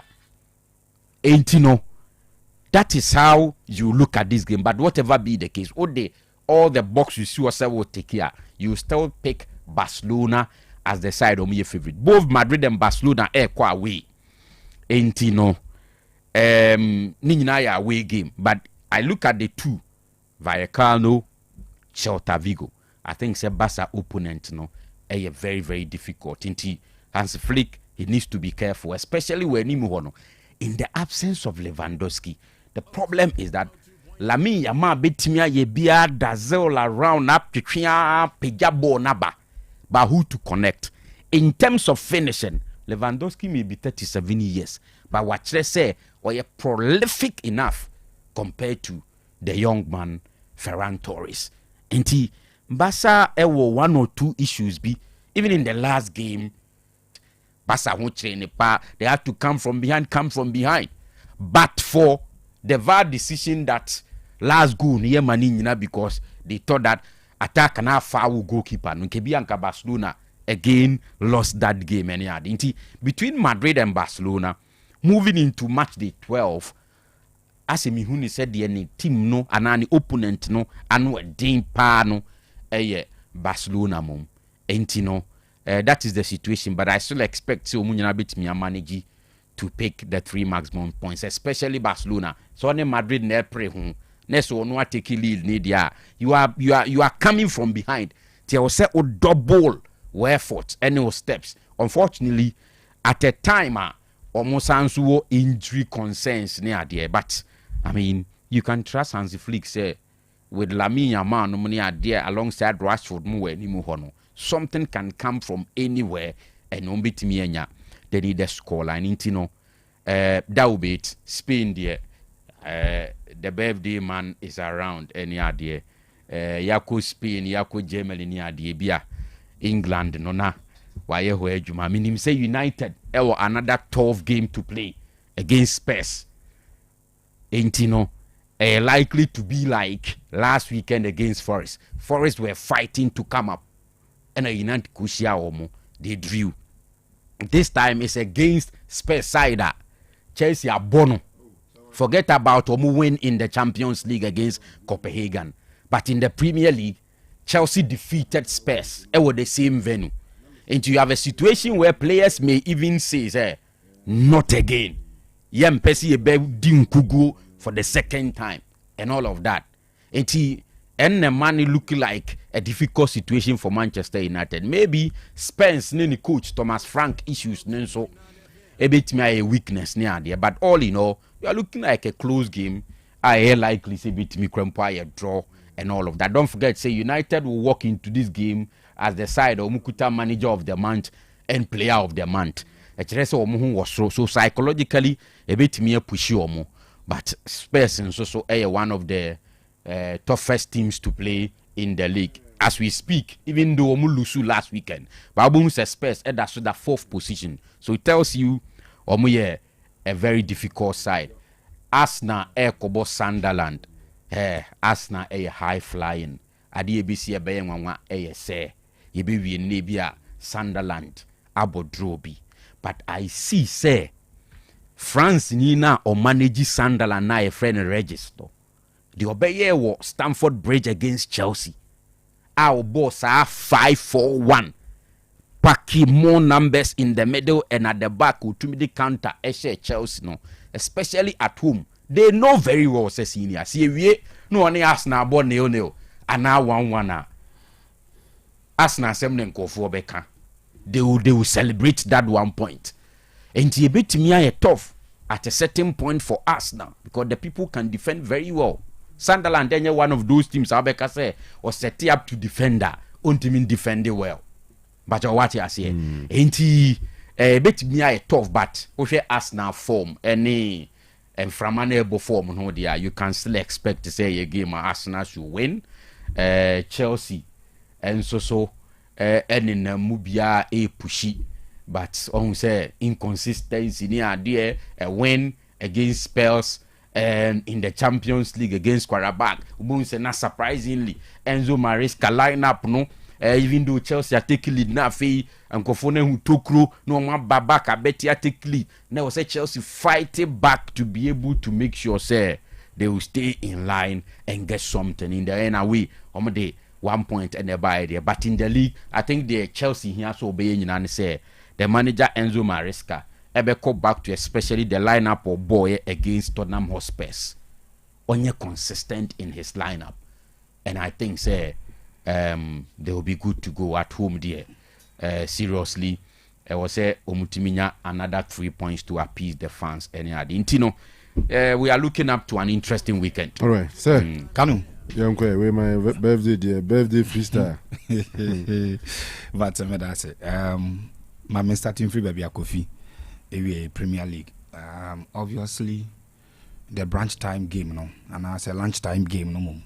It been the attention when United travel called Tottenham Sports Stadium. Now Tottenham Hotspurs, any Manchester United last season, square off our Europa League final. No? In a season, were very poor. Going into that final game, now United, 14th, and at Tottenham, 16th. By a week season, United, place 15th on the league table, and club Spurs, place 17th. That is Spurs by the last team, he saved last season after 3 teams in relegated. We had 3 teams in free Tottenham and the league table not all. So it was a very difficult situation for them. And the man manager after win the Europa League, still our Mujana Quine say and for Stico good enough so be manage on my side no more Thomas Frank at the buy. You name said Thomas Frank one of those efficient coaches. Efficient because Brentford any results are not your munyana. Say man an upgrade of squad na nekrana, it is expected that obey something better and then build on or more attacking players on the team. But naturally, not only a manager about fluid football, attack Bibri, acquire more of quick counter attack time or Brentford. No. But at Tottenham Hotspurs, who players are more the pace or more skills in Ukraine at the Irani. So you have to change the style of football. In changing it, it looks like it affected the expected results are not Tottenham fans expected. And it can't be. And after losing to Chelsea, the course between on any players, Spence and Mickey van der Ven. And in the course of the game, we had the Spurs fans now boo coach and any players they were hooting at them. And your point quite it was worse. This time it is still Tottenham Hotspur and Manchester United, separated by Chelsea and the share teams in the Minu and them. And here league table no say here Spurs 6 on the league table, Chelsea 7th, United 8th, and points gaba Ushuma 17 between all of them. 3 teams na Modino. Just go difference na separate clubs na Tottenham Hotspur, Chelsea, and the United. It's just like last season. Omushia Europa League na 2 teams no. It looks like we tied with destiny ne results are not more produced no. Sad situation now, but this time it is an upgrade. Last season they were battling down there. This time they are climbing up from 6th and 8th position there. Now it's no more climb. But one of the things about Tottenham Hotspur is injuries help this season. time Thomas Frank before adwuma no obepɛ sɛ obenya full squad unya full house then you can administer whatever you want to bring on board. But obefa wo team na say key players ekwekwa injuries and na say key players on bebo amoa ye adwuma no injuries omu free wo team mu a emwa. This very game ayeko obelusu Madison, obelusu Koloseski, obelusu Dominic Solanke, even if Bissouma and so out of this game were confirmed, and then somebody like Ben Davis and so no injury, I don't see a long term Achigre off. This is a tall list compared to Manchester United as we speak. Even Lisandro Martinez or back to the first team. I train just that it be an fitness in a coach and be say obi keep on out of this game. And yes, every member of the squad, including Harry Maguire, who sat out for the last game, available say obi to me and a start in this very game near come. Kudus and you busa coach no say Nediana akwe touch and run maybe and say ne fitness in your baby. Obetimi is so sure so best starting, but they will look at options. If by tomorrow or available for the game, why not? Sekudus mo game nebia a huge advantage to Manchester United. Or here United back line it looks like two candidates. Sure bets. Abranti FN look sure and Matthias the Leeds. The Leeds is the only player to have played almost every minute via United upon this season. Harry Maguire any Lenny Euro and a coach in a man who's all rotate yomo. I say we ball now we have a bobby and now we near fit and now we abo. But look sure any Matthias the late I consistent in the Manchester United squad no back line. And then the full backs and wing backs and also who you know Diogo Dalot, Abranti FN Patrick Dogu, and then Ahmad to an extent, or also elbow lines and also as a wing back at the coach, you know. But you see, at the back, United, they say wing backs in the these are natural defenders. In most of the teams are mobile 3 back, our more serious wingers, our mobile as wing backs, no. Wingers are convert to into defenders. Into our attacking bite in the kind of game. The reason Ahmad different from all the other players now mobile as wing backs for Manchester United this season, because naturally he's a number 10 over front three obit my ball both the left and right, you know, as a lead man and a be a bad in the amano. It's anywhere you put him in the front row and in attacking row bit me abo. And why quick, you know, ultimately follow back a bit defender kakra at the boy team, no.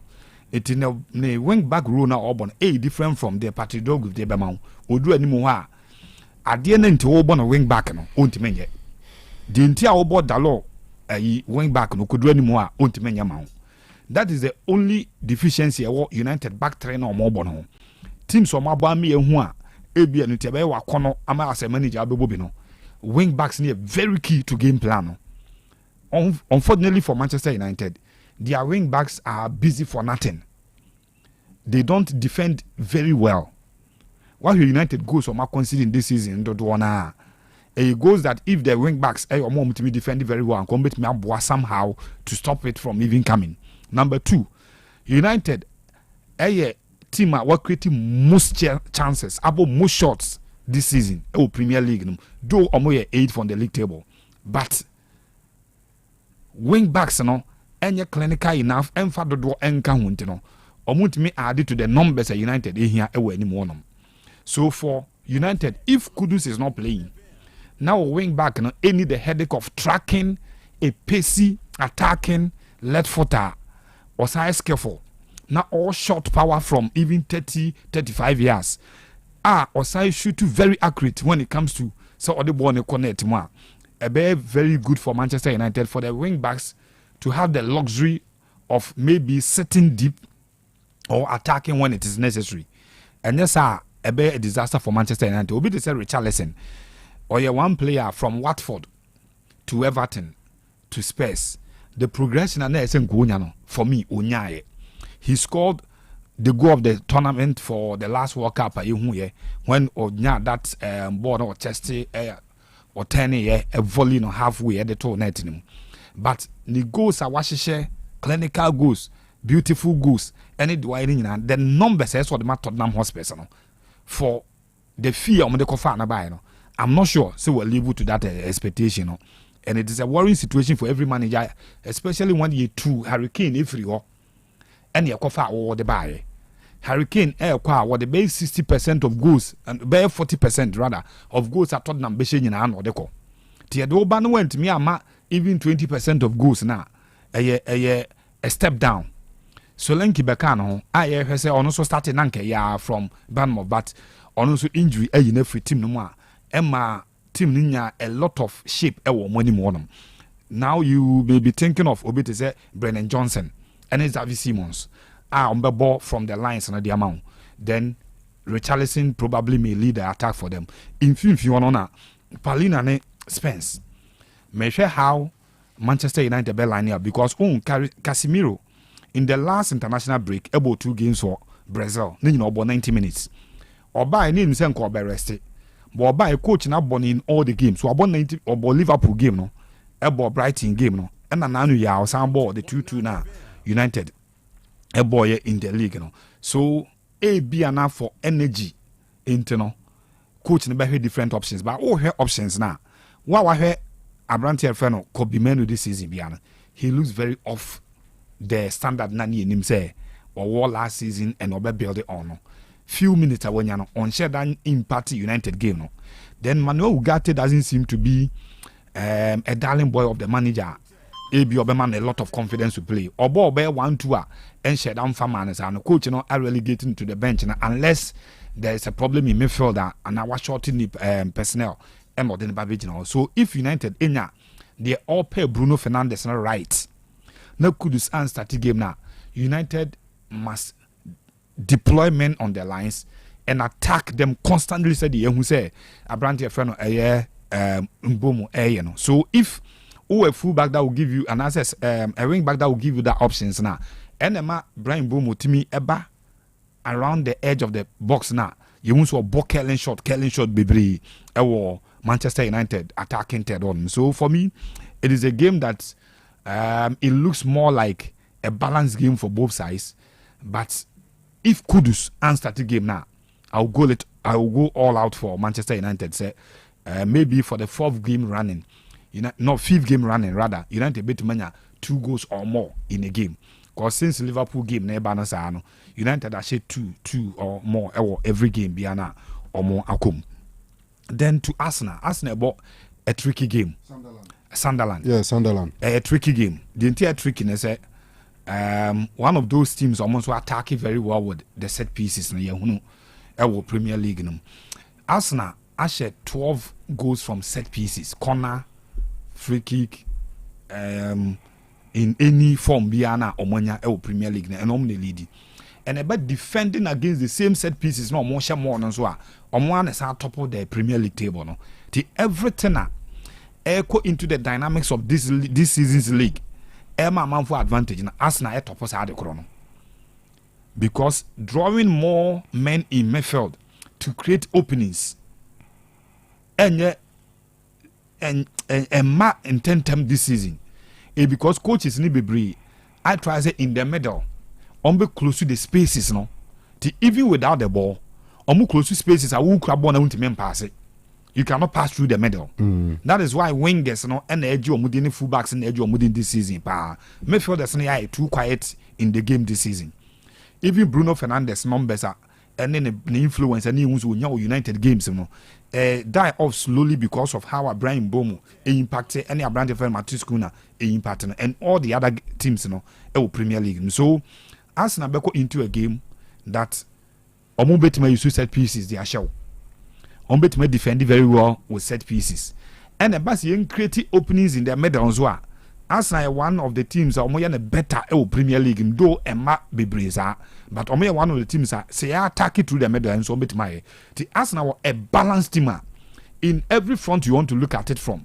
Say open advantage in a game Arsenal will topple the team on an Aquacobo.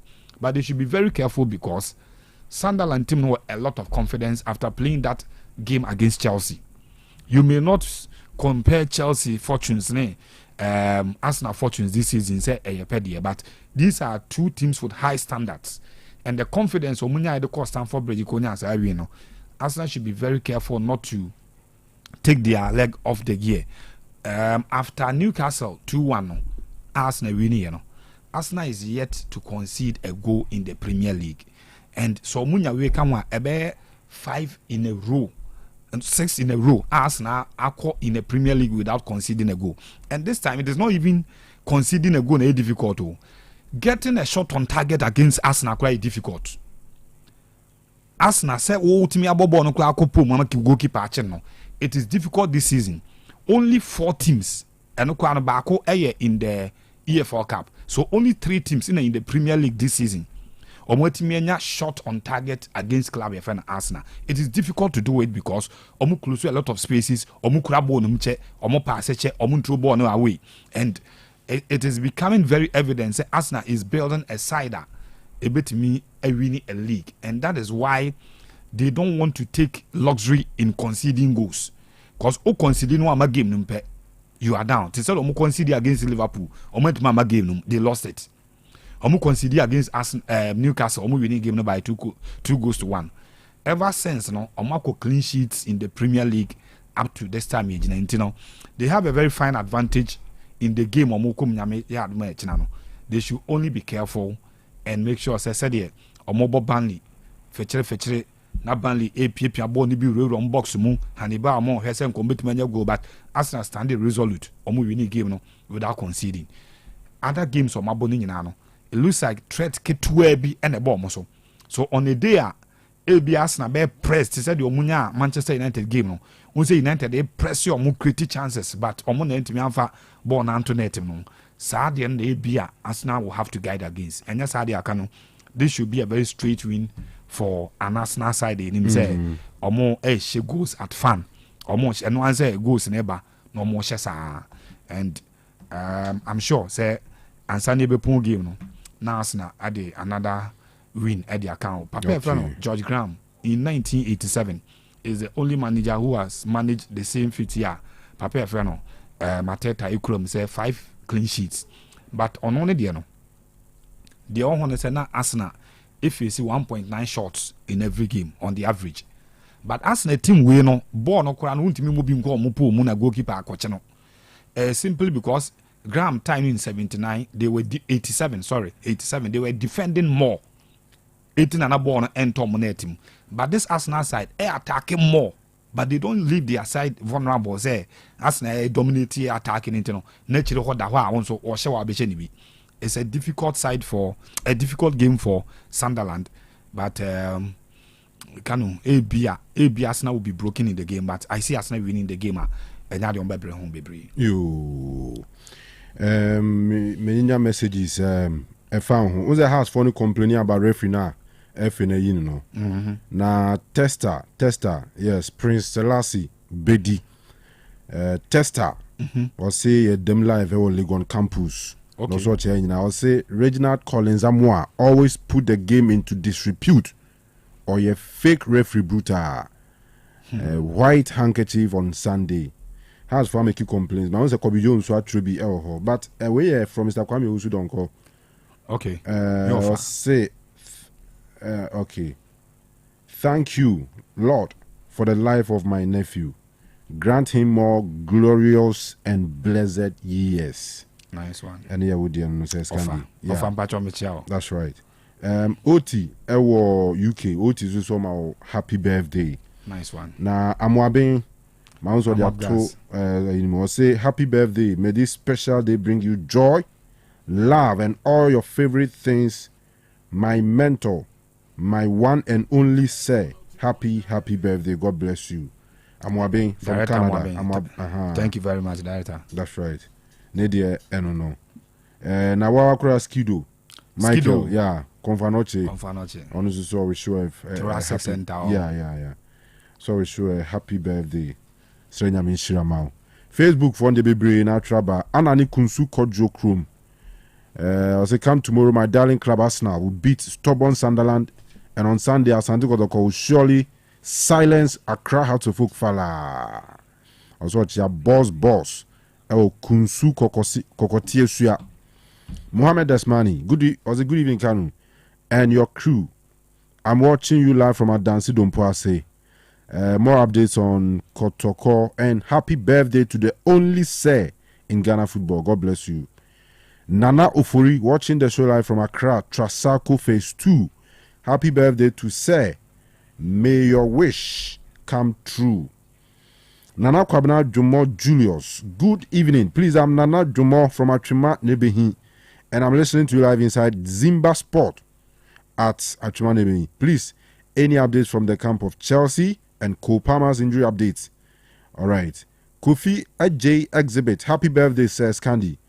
All Imrantia wish you all the best. Kotoko will also win on Sunday.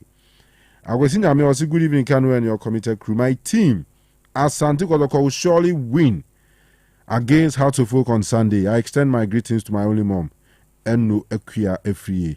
Happy cake day to my only boss, says Candy. I'm watching you live from my Yamfro resettlement. Gabriel No Story. Good evening. Watching the show at Osu Independence Square.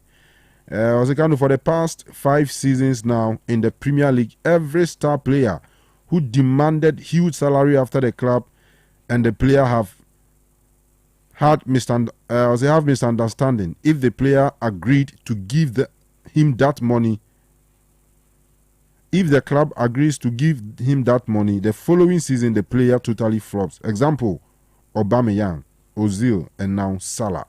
Okay. Yasmin Musa, happy birthday, says Candy. Akwesi, Mensa City. Please wish my boss, my darling wife, Nana Equia Edu Sechi, a happy birthday for me at Pankrono Abed. Abbas Zachary, good evening to you all, the best sports station. Keep it up.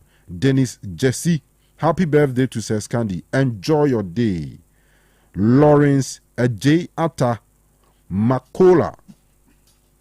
I say Makola Stadium. Anyway, Kylian Mbappe. I say good evening, Mr. Kanu and the entire crew. As usual, wonderful and amazing show. Keep up working hard. Watching the show loud and clear inside Tech SG Mall. Hala Madrid. Hala Madrid. Hala Madrid. It's a Madrid 18. The any time Baba messages kakra. Kin P. I say, Mr. Kanu, we thank God it's Friday. Update on Chelsea. Watching you live from Sakrauno. Starboy. I was here live at Ahafumim Airport. Isaac Chum. Live at Fiyase. Hala Madrid. Virgin Chambers are watching you live from Akrokeri. Amwa Felix. Was there, I'm watching you live from a Franco Bible School. Why do Ghana always keep late of announcing our squad? Hope to see Christopher Babunsu. Okay. Tanko Isa El Soboy Abaso. When you messages a man for Trodia Mae. Ewo Facebook. Yasmin. Okay. Makani the end of that. Now, we from.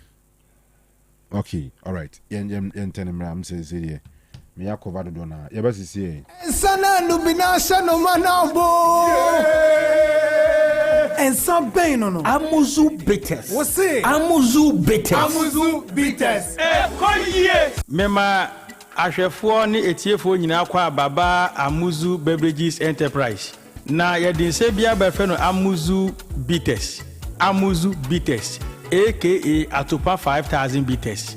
Weye nsa edi nubna krojen how bie ni achiri yedi ahye na etiefu a omoteba me hodie duduo na beji Amuzu co herbs ekoshe omade no no omade ibisu beji Amuzu manpower herbs na ma konoa anaso na koshe omunsa enne bakasa inuro mienu nyina bom atuni din Amuzu bitters de koko hano so twebi na ekwani de ose ni be masem ahoodin wo fom se o twa 2 tot 3 tot na ahoden no epeja no enam damrama eni ododua ayedi aka Amuzu bitters winti oba bi ose oni atenka be ma bi a ose oni akono ma ne yire onya twa bia sa atenka anasa akono no ebe ni enam se de pepre eni hwintia edi afrenti abre insano ne pampana no ase ma utwa bia enyi wanum It is a job be ase.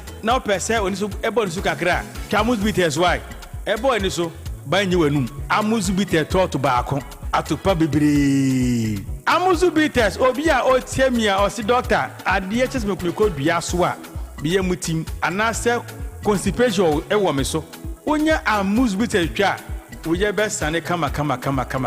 Obi ti bu akohoma na so ye 7 favorite food a na ne kondo ni no matro otimi nidi onya amuzu bitters twa akotwetwa petati na aba medre na wutimi ni no obedi akaboni kama amuzu bitters eyensa ehwam yie pa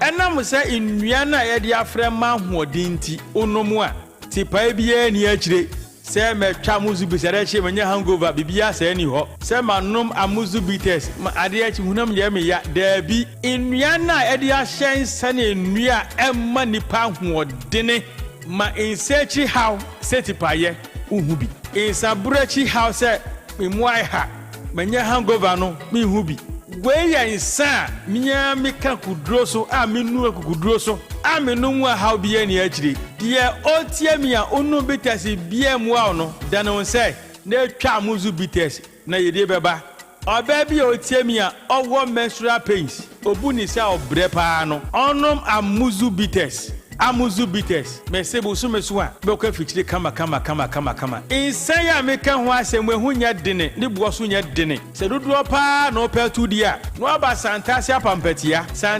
apampatia na wa frɛ na my 0247 776743 0247 77 6743 amuzu bitters ekoye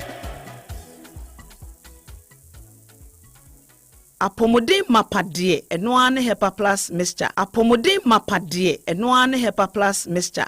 Unia, Pavi, and the Black 102.9 FM. Malaria Dronana. Annie, say an answer. Who be the same wife, you know, you're tested positive. I am no. Says a cool malaria morning, you know. I'm negative. Adia, 1 hour, hepa plus mixture. And what do you swab? I was our immune system. I am strong, the beer. Anti Pavi, a support immune system, no. Not plus mox, no, so to malaria, no good. Malaria symptoms. At a say, etipaye, I fear, one more tour, and 1 minute.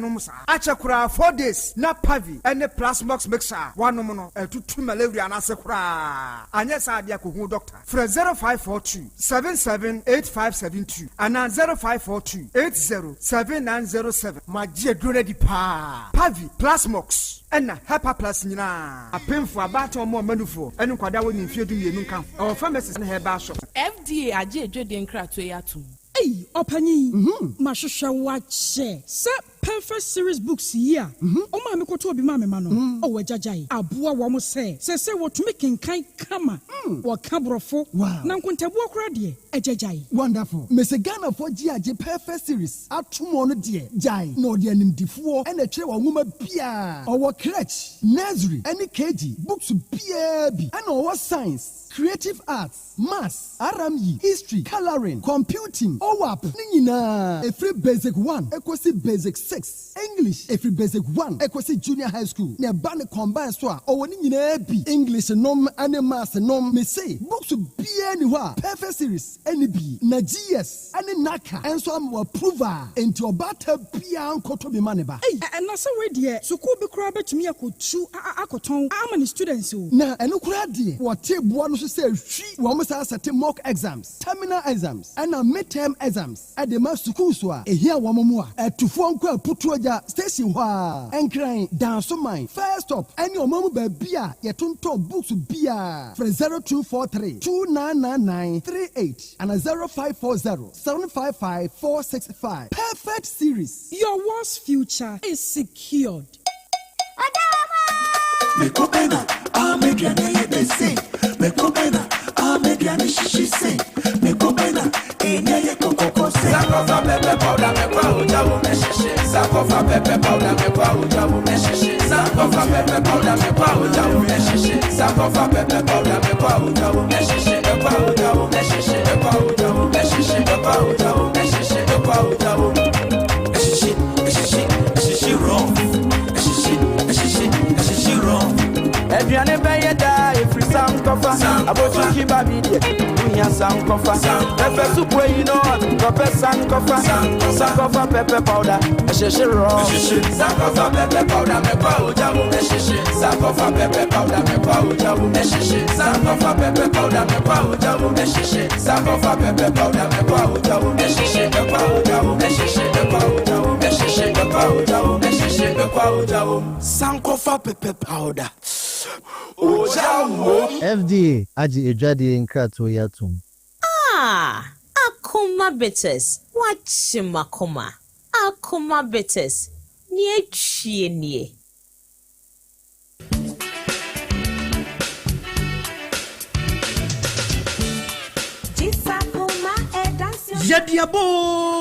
Yadiaba Braki 1984 Enterprise at Akuma Bitters ne Akuma Atabi Ginger Lekono Abedjaso. Akuma Bitters no yade 20 ni Shentia Pepre Nubna any Nutahini Ahudo ena Ayo. Enua ena Mrantie Mabawa any Nipabinom at the Bowanum Anakriwa. Unum Swa Emuanum Etoso. Na enam Odumankumanuama or the Ayoninti. A sign one for Swabebre. Afei Yasai war Akuma Atabi Ginger Leko. Ano de kewo JJJJJJ eye power enam atadwe ene akeka drone nti se wotwa bia e ma wogina wona so peme di wakongosam ememam enti wedie nunum bi bubo bi na wo ho ensepew bitasi ubenya bi wo Ghana fana ba bia telephone 0249 671 984 Akuma bites ne Akuma atadwe ginjaleko ekwayo na edadin so Ensana nubinasha no manabo. Ensa bem no. Amuzu bitters. Você? Amuzu bitters. Amuzu bitters. Right, young queen. Say, MC Adakwa. MC Adakwa, so we show happy birthday. Or say, okay. May God continue to increase you in wisdom. Happy birthday, Scandi. Nana Yabewa, Italy. Happy blessed birthday to you, says Scandi. Long life and good health. Nice. Nana Yabewa. Nedian T. I'm for the messages, neighbor. And Mumfa gift to some count. What I say, Moon gift no. TikTok for Moon gift no. TikTok live for. It is sanity. All right, and from the Otec FM family in Sudia. Will be a show. Ivan Seje Kapa. I say cheers to all the best in life. Say, I wish you well. You are such a great person. Eugene Maradona. I say happy birthday. Say more blessings. Papilo. I say eat some cake, drink some wine. That's what I'm happy birthday. If you know. May all committee here no Sammy Sikapa. I say happy birthday, senior. God bless you. Thank you. Barry Mayau of Anochi Chrome. Abrantie. Was our St. Louis Senior High School. Yeah. Senior Abrantie says Candy. Was he be blessed? I wouldn't want to reverse. I think Oyejami. Yeah, I think so. Oh, okay. Okay. I think so. Abuajiwa say happy birthday, uncle. God bless you. Hey, Abuajiwa say David Twiato no say there. I say God bless. An uncle na. Uncle Mr. No nyimfrim. Mo meme of say me offer me na now. All right. Anna Mami Adwa Tandos says happy birthday to you. Mr. John Nchibo Siakun, our news editor, our able news editor. Sure. My good brother, friend and colleague, say Godspeed. Happy birthday to you, big man. We will continue to learn from you, says Candy. We'll see an Akoto at the end. Nice one. Messages in me bring Labo in the diction there. Labo in the Fakosi. Ba could be a union huda. Labo or Matt Cranok in can BBC. BBC trade. Oh, yeah, because also do that to us. Sir, me say listen now we reading Otec for the na. Yeah. Into the audience also. So why would we? Oh, yeah. Scandi there. Men can say na men can so penny. Because me can. Adie be san, adie be chen. Na adie nso asa san. Just bebree wo ho betimi aka, but the only thing anase kakra be kan se Nyankopon enhyira no, Nyankopon man nkwatenten na ongusu mpija no na ade bi esi n'ani so anase na brabom no Nyankopon ebeye edi ama no. The Scandido a showman onya bi a o ma bi so ye so ati ase ti opanyi Nyankopon nye okese why scanner mi ni bi nyesa ka nei ke wo se me ye o show nti se mi niska dia ene wo se me de dani mpa ebo ma o to alaji ni ma bi ase bi an na ntwe bi ba ko aso ye se kramu na ntwe ba ko ameje wo de ntokese na ntwe mi nu kraye. All right. Yeah. Say. Any say awa. Bajo any juwe na ye nefa chance ma ye. Bajo usia ayi omu a. Ako wana dia mame. Okay. Zeokramu nya ko. Yanko. Okay. Say the fearsome trade there. Unim say ye dura obi age atun e wo krom ha. Obi ani ho a waje the fearsome trade. Na wanoma obeka che say ne yare no. Edona ntimi anye adwuma amfa ma no unya hepa plus pavi na fe plasmos na se oka bom na onuma yare bia ha obia no ebetu ase e de amaw yenua no ma abosome so a na se mu konfikyira wo flow no emaye utumi se wote ya opa wo de no ensisi so as 3 days as 4 days na etwa me pacha wo de no the fearsome 3 stroke na how anase wa unya tinka bi se wan pedro bi anoma wan hwa stroke ebe kan wa to ho a fearsome 3 na men kan for ede amount malaria typhoid body pains chese low libido wa tinka ewe chire anase ewo fom no odi ne the fearsome 3 mo amaye mre ewo mpam no chese mema na muntimi enye adwuma no odi no the fearsome 3 the fearsome 3 onuma infections bi ha obia no ebetu ase edi amaw na aboa o general well-being of your body ebasa yare bia no entimi eno enkom ye kasa the fearsome 3 a no age so power to the people edroway ukra 60 Ghana cedis a obenya hepa plus pavi na fe plasmos me pacho fredok e 0542 778572 0542 778572 and I say 0542 807907 0542 807907 obedi dwa enya neoma papa to na afei usika sema koye edi amount no me kamfo abapa enterprise edi amount abapa enterprise me kan che say eba no electronic any home appliances a abapa enterprise ena oba ope fridges fan ena ope TV ope air condition ope washing machine papa ne bone eda form edu weekend na se ope se usi unioma enya fe ena obe sensu de egu bucket mu na fe odi unioma na egu no aposa mpacho okọ abapa enterprise na okoje omo washing machine na edu weekend eno ena odi besi unioma ope phones ena ato sanso ena ope mattress ebia mattress no wesi fie wie chese wodi siesie wodem anase mo amuko school say ye senior high school anase tertiary no ope mattress ena ato a abapa enterprise ho ena odi woni ekire abapa enterprise men kanche so maso eno empo se usika sem ewo forma obetimi aba omo ho ade bia wo pe bia no obetua ne kakra utu ewia na omo de amaw anase mpomo ebetimi am wotua kakra bi na ade na open omo de amaw na wotua ne kakra e de amaw enu achi so utonioma ewo abapa enterprise omaso ya omo ankasa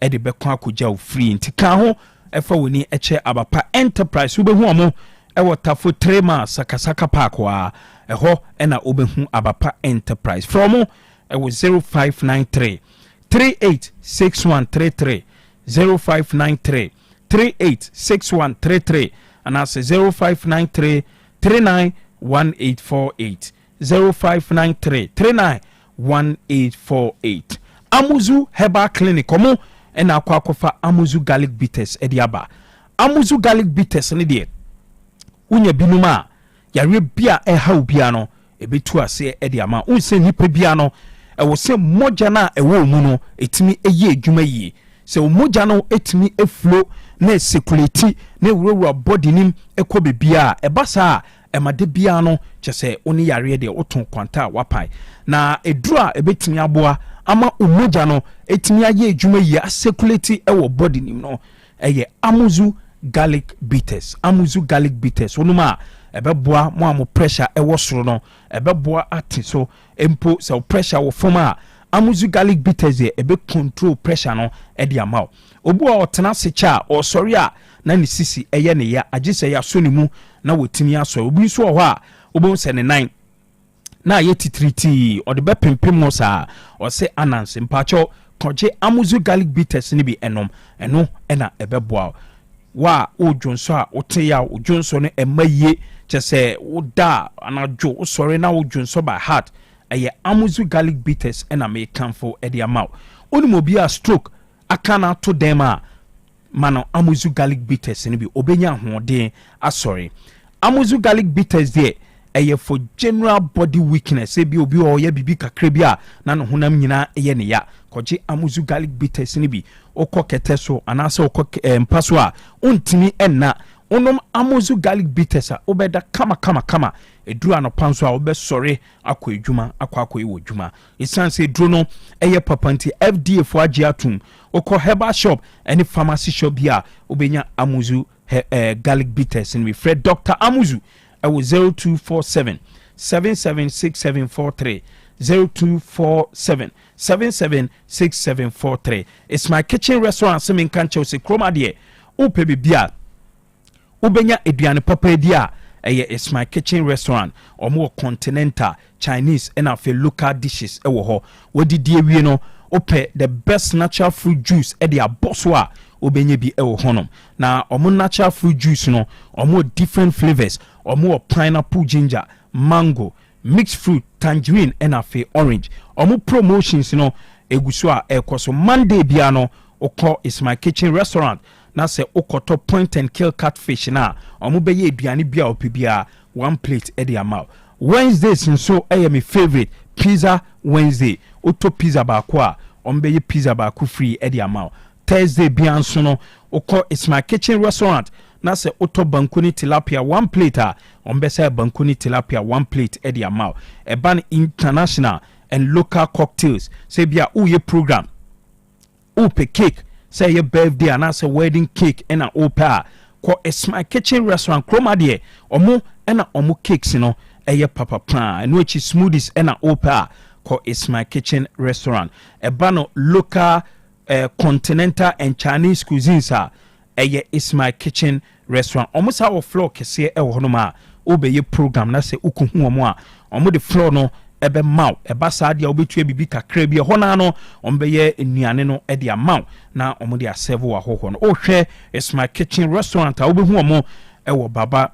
yara stadium traffic light in Chempe from e wo 0265 707070 0265 707070 and I say 0248 865046 0248 865046 kwadwo rekon Royal Enterprise homo ena akwa rekon herbal mixture ediaba aka okrasini no eduro no se usisi ehaw ana se usisi yare ebetu ase ediamao sanso ena koko ena haw koko ha manfo ukroma koko ntini sebi obi ofa ade se okinkan a onhu ade yi pa chokoje okrasini na eduro no se o pressure ewo soro a onum okrasini na eduro na ebete so ediamao wa infections how sciatica onso obi wo ha ne to ase ho ekɔ sere ekɔ ne naase wo no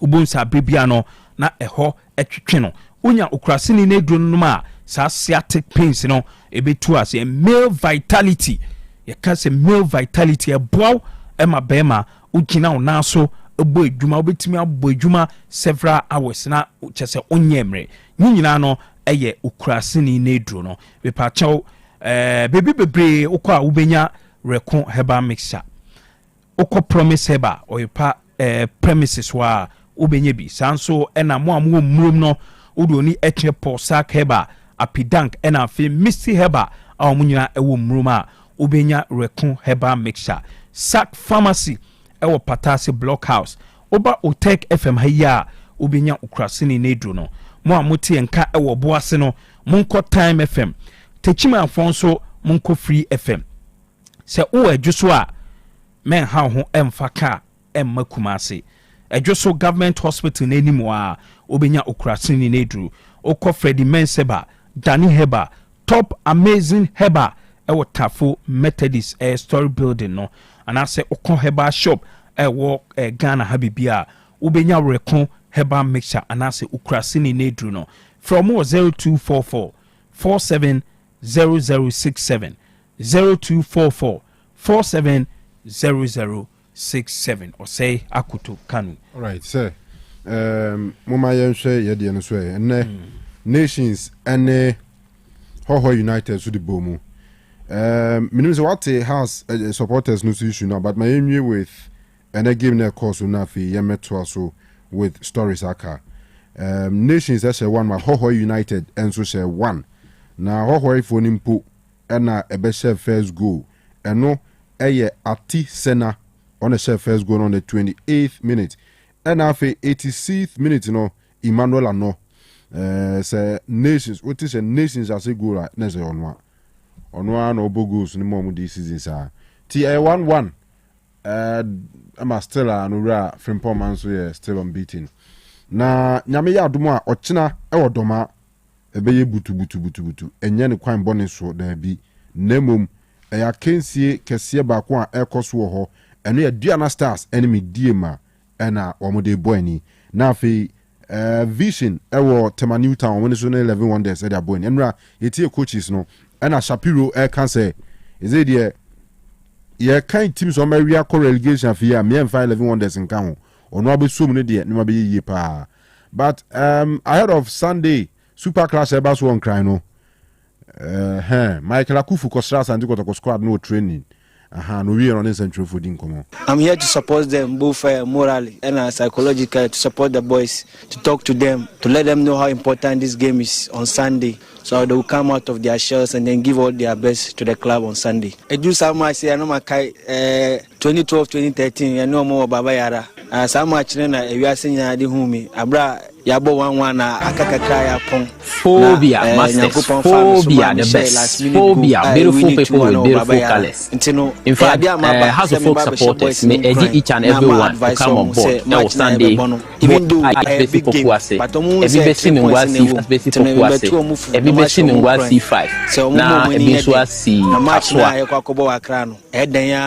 Nyame ba aduma ma yedi nkunim. Ensana nubinasha no manabo. Ensa ben no. Amuzu bitters. What's it? Amuzu bitters. Amuzu bitters. All right, so I don't know someone Michael Akufu. What they have to do. I'm sure there's a lot of Kosovo fans that saw memories of that story now no narrative. Maxwell couldn't do time. Almost has 2-1 late.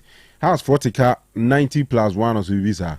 Ti Kosovo phone be able mobu on pass the ball na Michael Akufu. E won say let me say Samia J. Yeah, go nana. Samia J. Samia J bedam. Yeah. Bullshit. Unya winning goal ni ma Asante Kotoko. All right. Na the ones that what Kobe Jones mo so asem no. Kobe Jones much as a referee no mo yin ndi omompe. Ti omo catch referee ni say ni monim ya no. Omo sesa no. Dear referee appointment committee. Na go feel abi wen. The game between Accra and Asante Kotoko Sporting Club on Sunday, 9th November is very important for Ghana football. We need a fair referee for this match so that both teams can accept the result. However, we were surprised to hear that referee Reginald Colinzamwa will be the center referee for this game. As Accra Hearts of Folk supporters, we don't trust him due to past experiences. He has officiated several matches against us and we feel he was unfair. For example, in our match against Bechem United, which ended in a draw, And during the President's Cup with Kotoko, he made decisions that went against us. We also remember the match in Kumasi where we lost 3-2 and he allowed an offside goal. We believe he favors Kotoko and we are worried he will be biased against us. We are asking the Ghana Football Association to please change the referee for this match.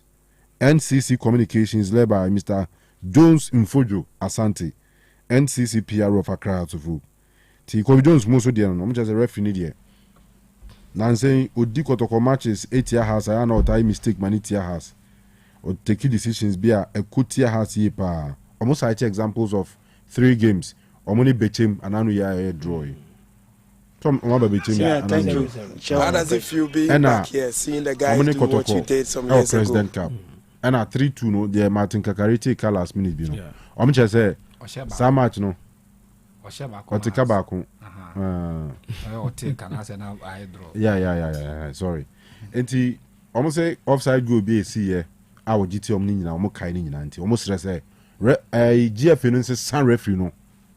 Na oma amfa top 4 de na nka. Top 4 only. You almost share Kotoko 2-0 no. And it's only D. Only D. Oh, okay. Oma amfa no nka. Na be ndi nka.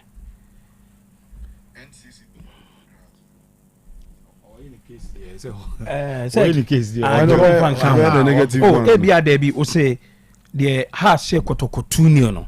Ebia uwini but oditi ame. Said the maker so yetimi ye ne sa na ameboa. And I know the officiating ko yo. It's normally nipa no we are on time you complain. Ghana Kanu menim say betimi wremon. Yankwe. We dey bibi kakra bi enra na ye show no. Unze na me can about say aban no etua only Black Stars coaches. Ma oka say mensa nye checks and count.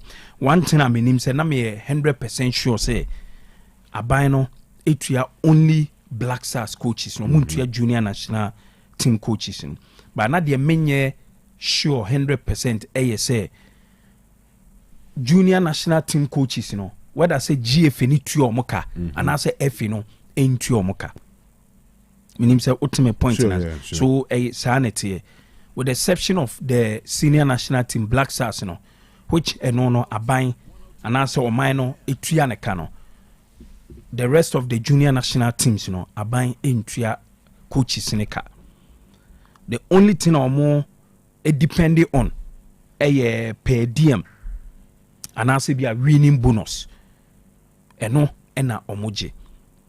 And even there are examples I made to me ama and they say obi say like Kingston ebe ye coach for under 17 no. Na GFA ni tuaneka. Desmond offense so minim say GFA any tuaneka.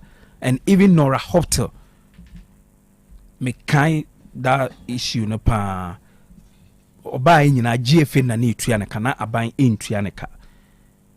Nti sana etie nti junior national teams no GFA no omo pre-finance and as omo tuya aban mom anya reimbursement bia there be aban entu omoka. The only thing a omunya say be a per diem ye ko tournament a ye mo per diem and I say be omu win matches a bonuses a omunya no eno nko a. I see.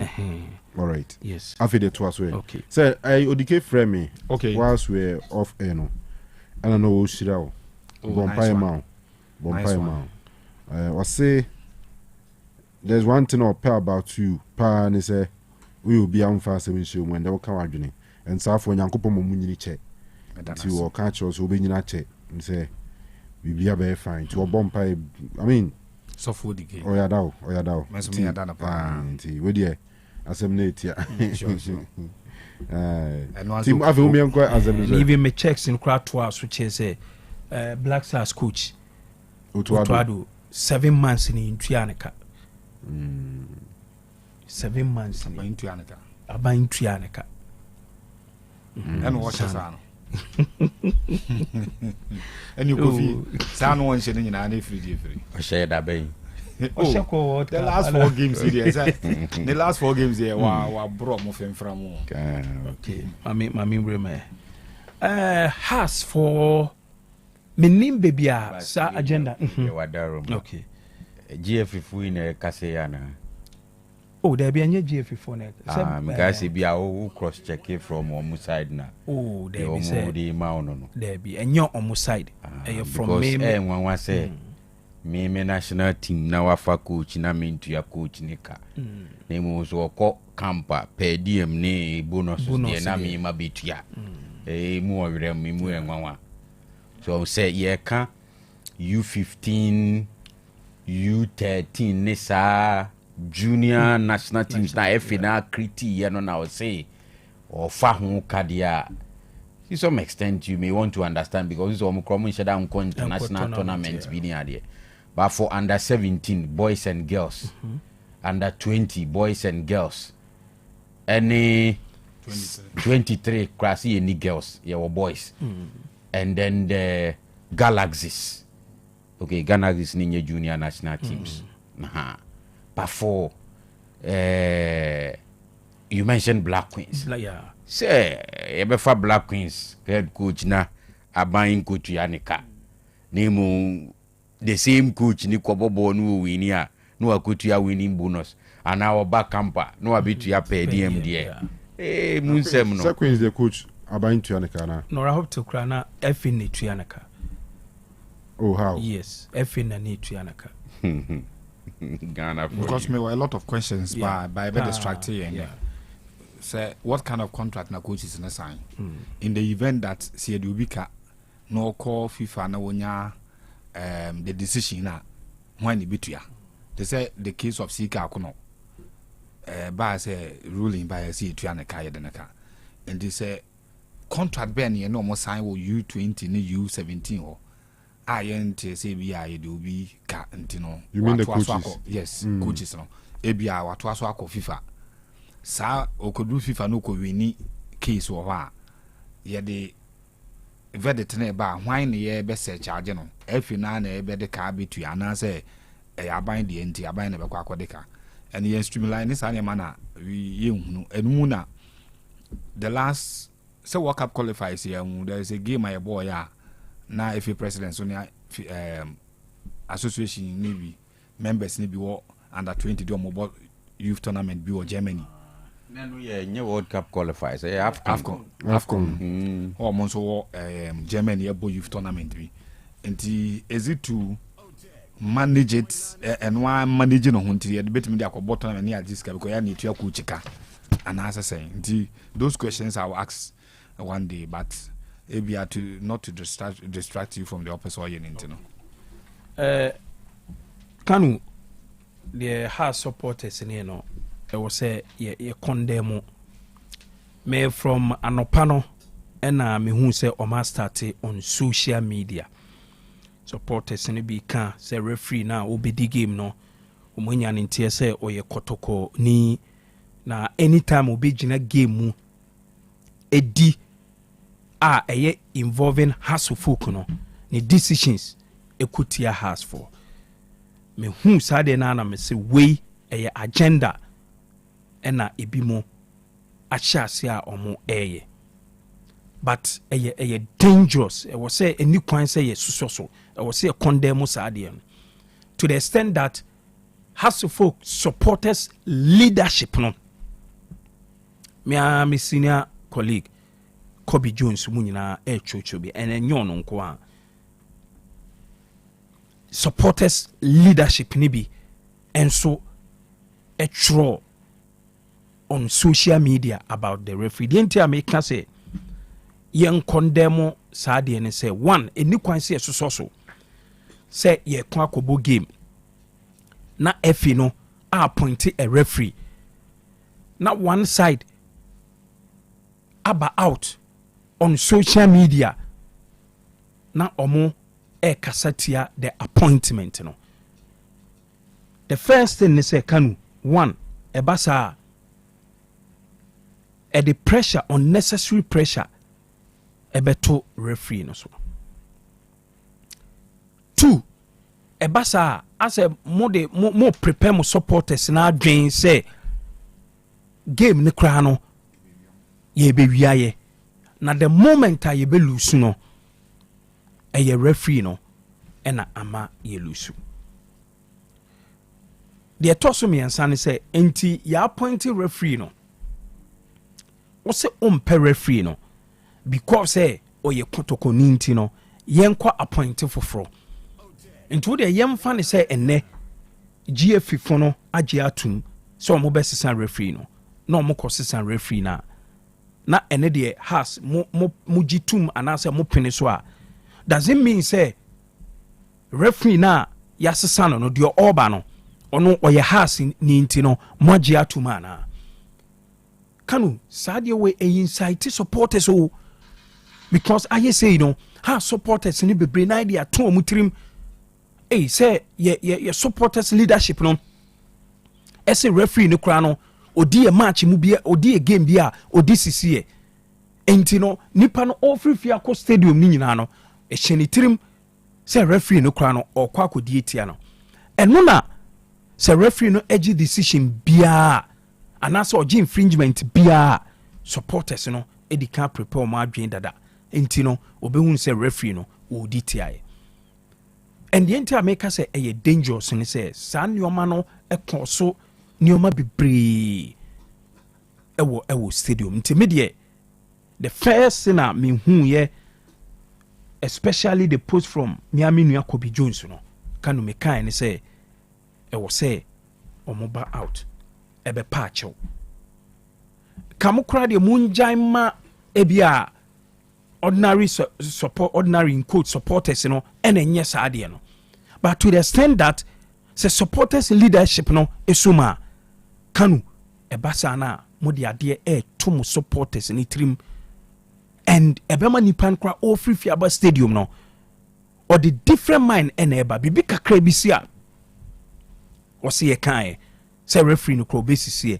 ampanso o sisi in any case ye will processor say uye team na sɛ yɛyɛ appointment na onya happy a yɛwɔ process a wobɛtumi afa so ebia team no officially ɔmo bɛtwerɛ de akɔ akɔma FA through the general secretary sɛ referee no one sɛnea ɔmo ka no wode ɛmfa no sɛ 3-2 no sɛ ɔsite 3-2 no ka ho na ebia has mpanyinfoɔ atwerɛ de akɔ akɔma FA aka a provide evidence kyɛ sɛ ampa referee no match say obediye ne decision we ekotia me no make official complaint e de akwa FA ene the referees committee no so mu say o complain na waye no eye genuine why not ebia nyoma bi akoso o madwen enkoso nti obetimi atwe o madwen akwa akosi so na omohwe na ukra genuine case a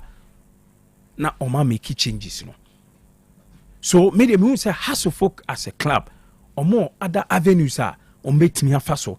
Ama if so mo pay change of referee ye bet me ayamom and then no crown enye advisable and tensi because the moment has ebe trako ama FA no assistant referee no and it means the Obano ono so ye has to folk ni kotokon fonso be trako say referee na mo appointing no foforo no ono yenso ye mpe no enti ye betimi akọ awale me just say saadi we nyina yentumi enso anu say like ubia ye oni mam no big games belong to big referees.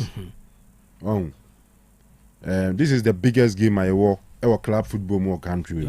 The only category A game apart from a Black Stars match. Why mun a bench referee at the moment?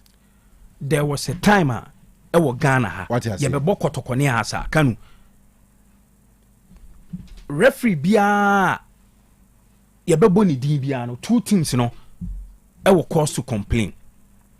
Yebebo referee Awa Muhammad from Wa Anatamale kotokofo say oye has ni yempe no yebebo referee we din has for say we oye kotokoni yempene afeni enhu referee obedi kotokoni as ene ekonya a certain referee KGC sa headmaster now owo suhum no Samuel KGC me kai kotokoni as e wa Accra that game na has kotokoko she has wa kacha I think Francisco fi game na yeah Samo KJCD game ni wie both sides will be abo ni same demand say that time na anyon na ye best referee and I said the biggest referee e Ghana near FIFA referees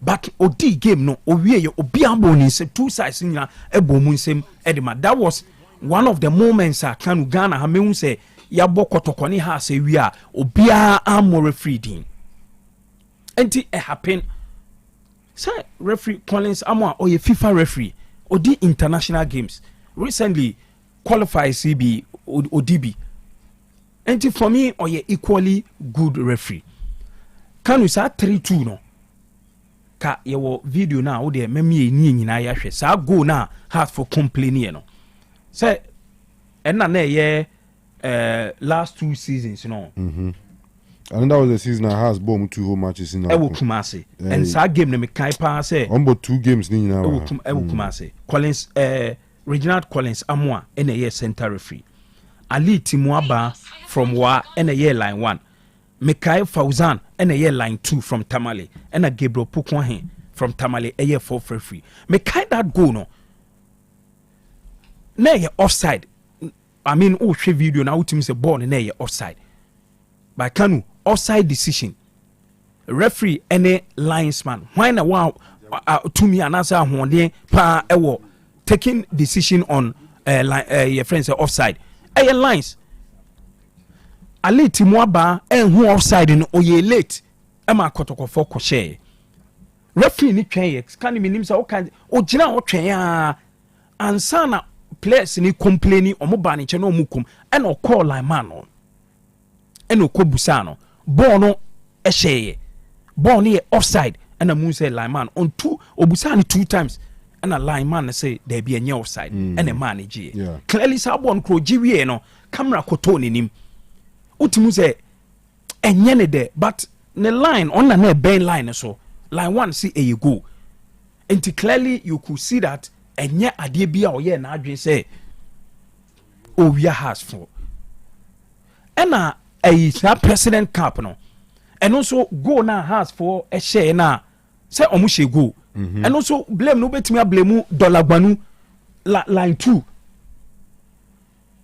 and also you could see that even your crown here hwe no ko view hwe video na ye hwe ne be 2-3 times say e go crown na and oje offside and no untimi blame referee no and also blame bia wo a e wo say ye de ma your friend say assistant line $2 gbanu and even in that game no referee no there Nejuma as referee no o my a perfect game and yes say bia me defend no but Kanu dey me person me chene say he's a very good referee top 4 no dey na manya kwan anhwe game ni nyina and in that game he was very good enti ye nyina ye ngin tum say sa 2 games na bechem dey no so ma anhwe by sa kotokone has matches ni mienu a has for complaining about ne decisions sa 2 decisions ne dey Kanu mi amiti hey say wo hwe ball na clearly utim say enye referee na eye lines na obetimi ablame omo time dey advice and amedema referee Reginald Collins Amwa we a young referee who say as a last 2 seasons na ye be appointing no amane di ne first Ghana's Classico no na or your second year level 200 student at University of Education Winneba menim say we are that time no level 200 but now the menim say we when your opportunity and yeah easy say as a young referee within be 2 years you know ubenya kwan edi kotokone has matches 3 intermediate advice na mede ma no money ntie di obi e ka fine say has for make complaints money ma sa complaints no Kanu enya negative eibia e won so on kan hu say obetimi the match we e dey agini din imagine say Sunday wamaye a perfect game na say bia one team e wini obi eni obetimi a complaining enti on massa complaints we ya has for ne air ne Kanu en push no en edge no or you one referee may right from the one me who no me who say oh places to go. And for me, the matches are mahwe, even in the league. Kanu, he has been very good. Unza or the type or tama yellow cast pound or tama yellow cast pound or ye the type no nonsense. We player ebia obekase usa. Ne hunam susantino ebia we player on the field obe bulino. Udi agrobe ma yellow card. Inti for me can't come on the number cry me friend no akache ne say has for no a true challenge at the man for this game. And a moment obetimi e dia gini di more e wo ye league nim. Inti onside ke no ho na onko game nim. And Kanu open market on the wall. My club will happen. That was the game Kotokone has Ekobo Accra 1-1 no. Selom ya bless e could enye Kumasi de no. Accra de no or J penalty ma both sides. I mean e born abaso. I'm hoping and I say me who be say Sunday game we be boy we Kanu 2 teams no obi no be complaining about officiating. So me wish referee no a very good game on Sunday. Kanu go fi we answer. But when it when 1 minute. I just say or chiao. Oh. Kwase say do. Chairman me amenia or say on any wife equia or mutie. Nti akwasi ne equia 80. Say go fu nim persuade so. Minya sure. Meeting. Minya sure. There me do be meeting. On paper or persuade so. I number say. Oh, uncountable. Number uncountable. Happy birthday to you, a brand TSS Candy from Kwame, your friend at Confanoche. Oh, okay. All right, see there.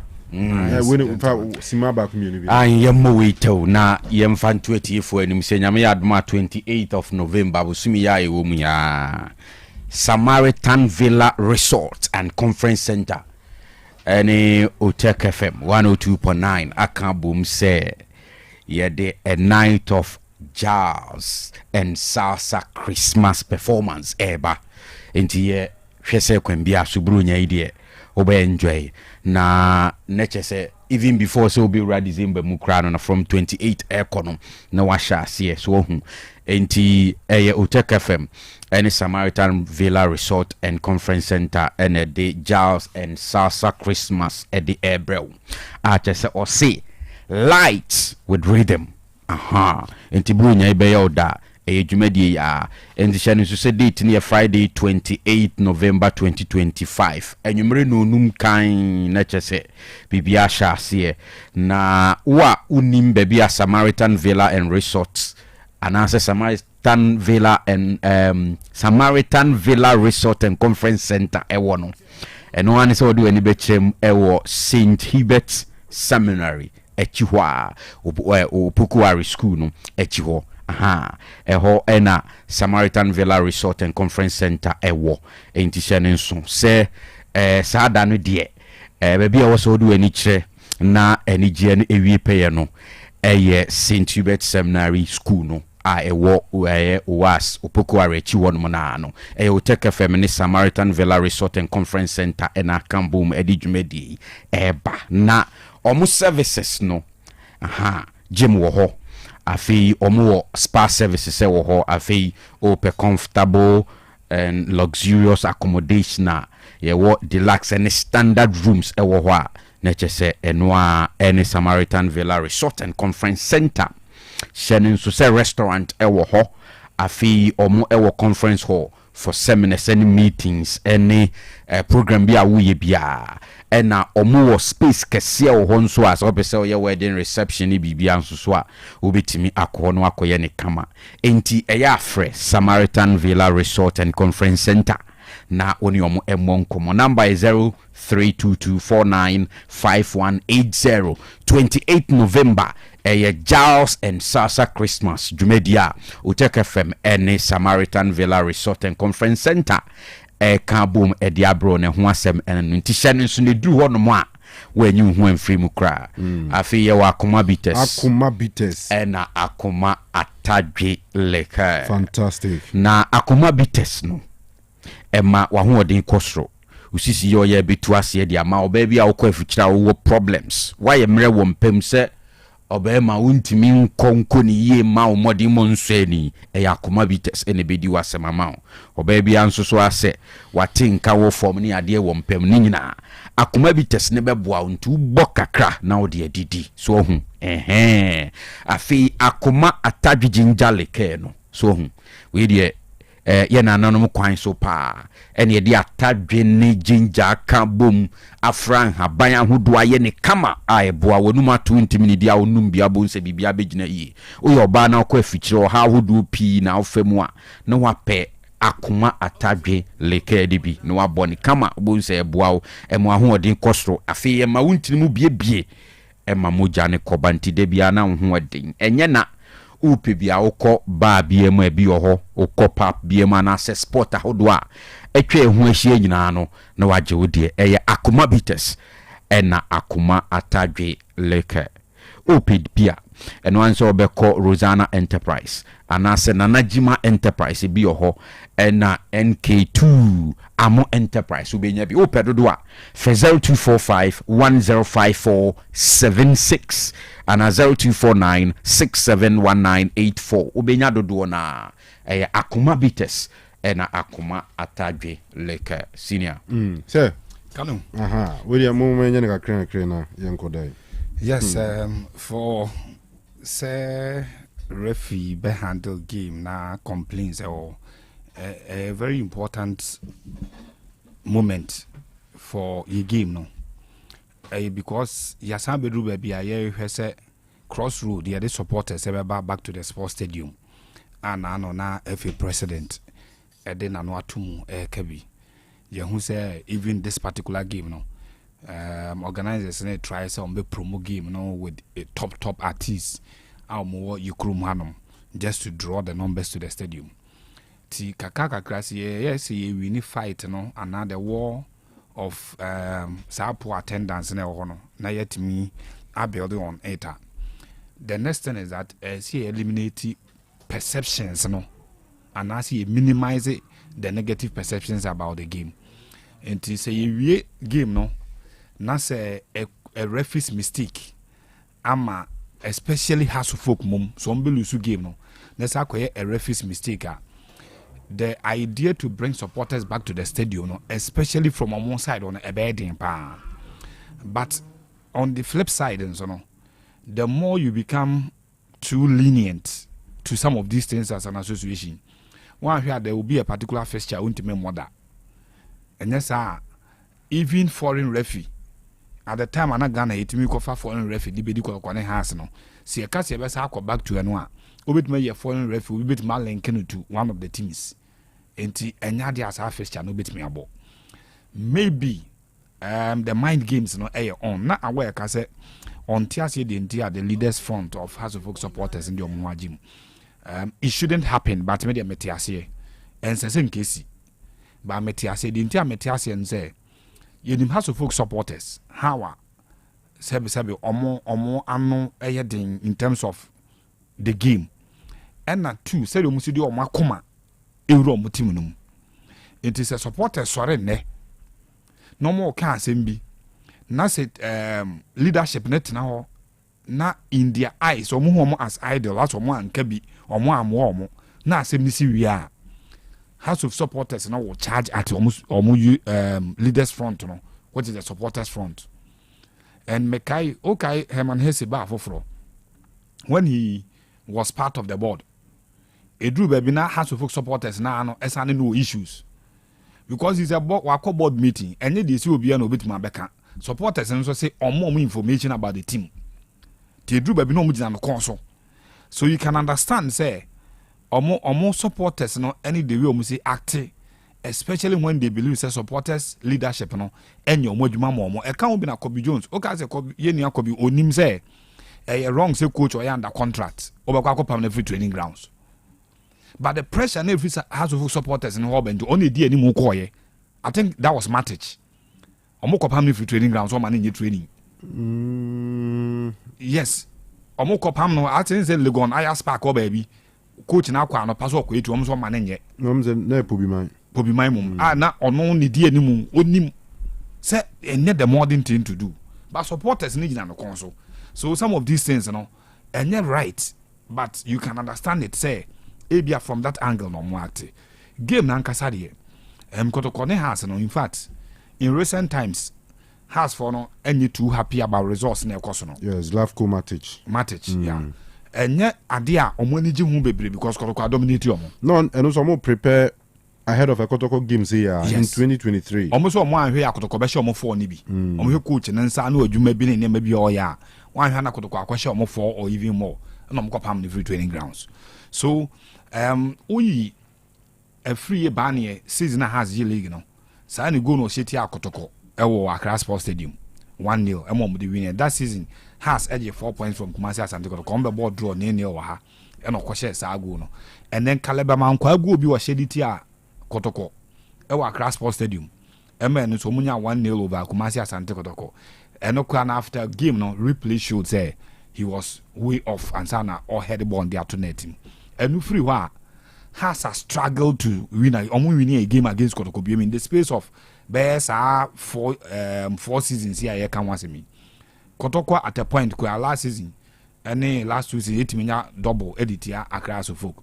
Mukwala 3-2 has be bom home Kumasi reverse fixture 2-0 Mukwala na sache goes no edit here has folk nti has for no in terms of dominance Kotoko for no sa domon so pa in the last 4 seasons e will league no enunti they will not compromise it. Way about the 3rd season running na Kotoko ne has equal game e will league no omo very close. Unsi ebo league na e bedru bebe na Kotoko either title contender na will win league no na has a struggle. But at the time omo bebo bia no ya na omo tie close. Last season 14th week after 13 round of games what is about 39 points on. Na Kotoko ekura 19 no Kotoko 18 points and has 19 points. Omoko sa game no. Kotoko has 14th week. Kotoko had played 12 games. 14 games, so 14, so 13 games. And between side two teams, no, just 1 point between them. Last season, so last 2 seasons, Omoko the same fixture, just a point between them. And CCI Yakasei. Oh, here Kotoko and Has. No way the fact that Kotoko has about 3 more games at the Achen Kotoko ni free more. They are not that wide apart. Enti se fixture na eba na 2 teams na ben a and the some of these things are ye hu it free supporters no eba no. But Collins Amoa no Kanu minimum no. Even Division 1 games are very close and very tough. Omutimi assign no Division 1 games ema na ba befa no obedi game no. Mekai when our format then Bekwa Heroes here call Senya Breku last season on a big game no. Masai meeting in 2 different games where a very strict referee. The yellow cards and then the red cards on Fenya go be brandish CCA. Nejuma ne de memo so. Memo Nejuma wa so. From Nejuma wo yintino, we a very disciplined person. But sometimes they are not overshadow the referee job now or you know. As a sometimes we hear bit married he feels beyond referee, you know. Baby would jina no ebianka nye referee nanka wonti me jina na ni meka de oka. And wonti me de all yentre no. To a very strict person on the pitch. And that is why sometimes ebi obi hunu say oye difficult or in quote an arrogant referee. But he's a very fine referee. Ne hu susakakra. Inti one here be disrespecting for the job obit my, but he is one of those referees that okura game mo a obe lose game no empa obe wi no wa bit ma find some fault with well team for losing the game. O person go overboard, then you may cite him for maybe 1 or 2 things be why in the game. I'm not holding brief for him say maybe a saint obeko game has enim the omoka say on best side is man the tiana, but that is Collins Amoa, a very strict referee. Awa minim there is one referee bia meaning Shia and na no can say wa handle can face our matches 5 or mon share ba kokorada or no as a referee worried but enyo non so enema can face anche such a referee me sure say can face for ye boni di na so nkodi on matcha they may say there be referee there odi a match ayenhye. The narrative may not be odi a match with CCN, odi a match ayentimenhye. So has for ntiase baby a football na be drew na there. Some of these little minor things na you hunu e football no. Though costly after the game no, the emotional pain na will be no, but we should grow beyond it. Say baby a drew referees no botri mo pofri fie pa the big game no ebi wo ho. But such a big game, I doubt if the Collins Amwa I know ebe sure that's a compromising game no just for Kotoko to win against Hasselfolk. But the reality is that me say building trust in the supporters, we are building their interest to come to the stadium. And if association believe say changing the referee prudent, why not? Because me say on the flip side, if game the winner has go to the losing side, not clearly the obet might be blame referee ha a bad thing to go back to House of Folk supporters calling them say ayo momra said you measure ball na game ni say no BBI fair into Oba Stadium you better good game and the amount they may still have it at the back of their mind say results need determined before they come to the stadium. Why coming to the stadium?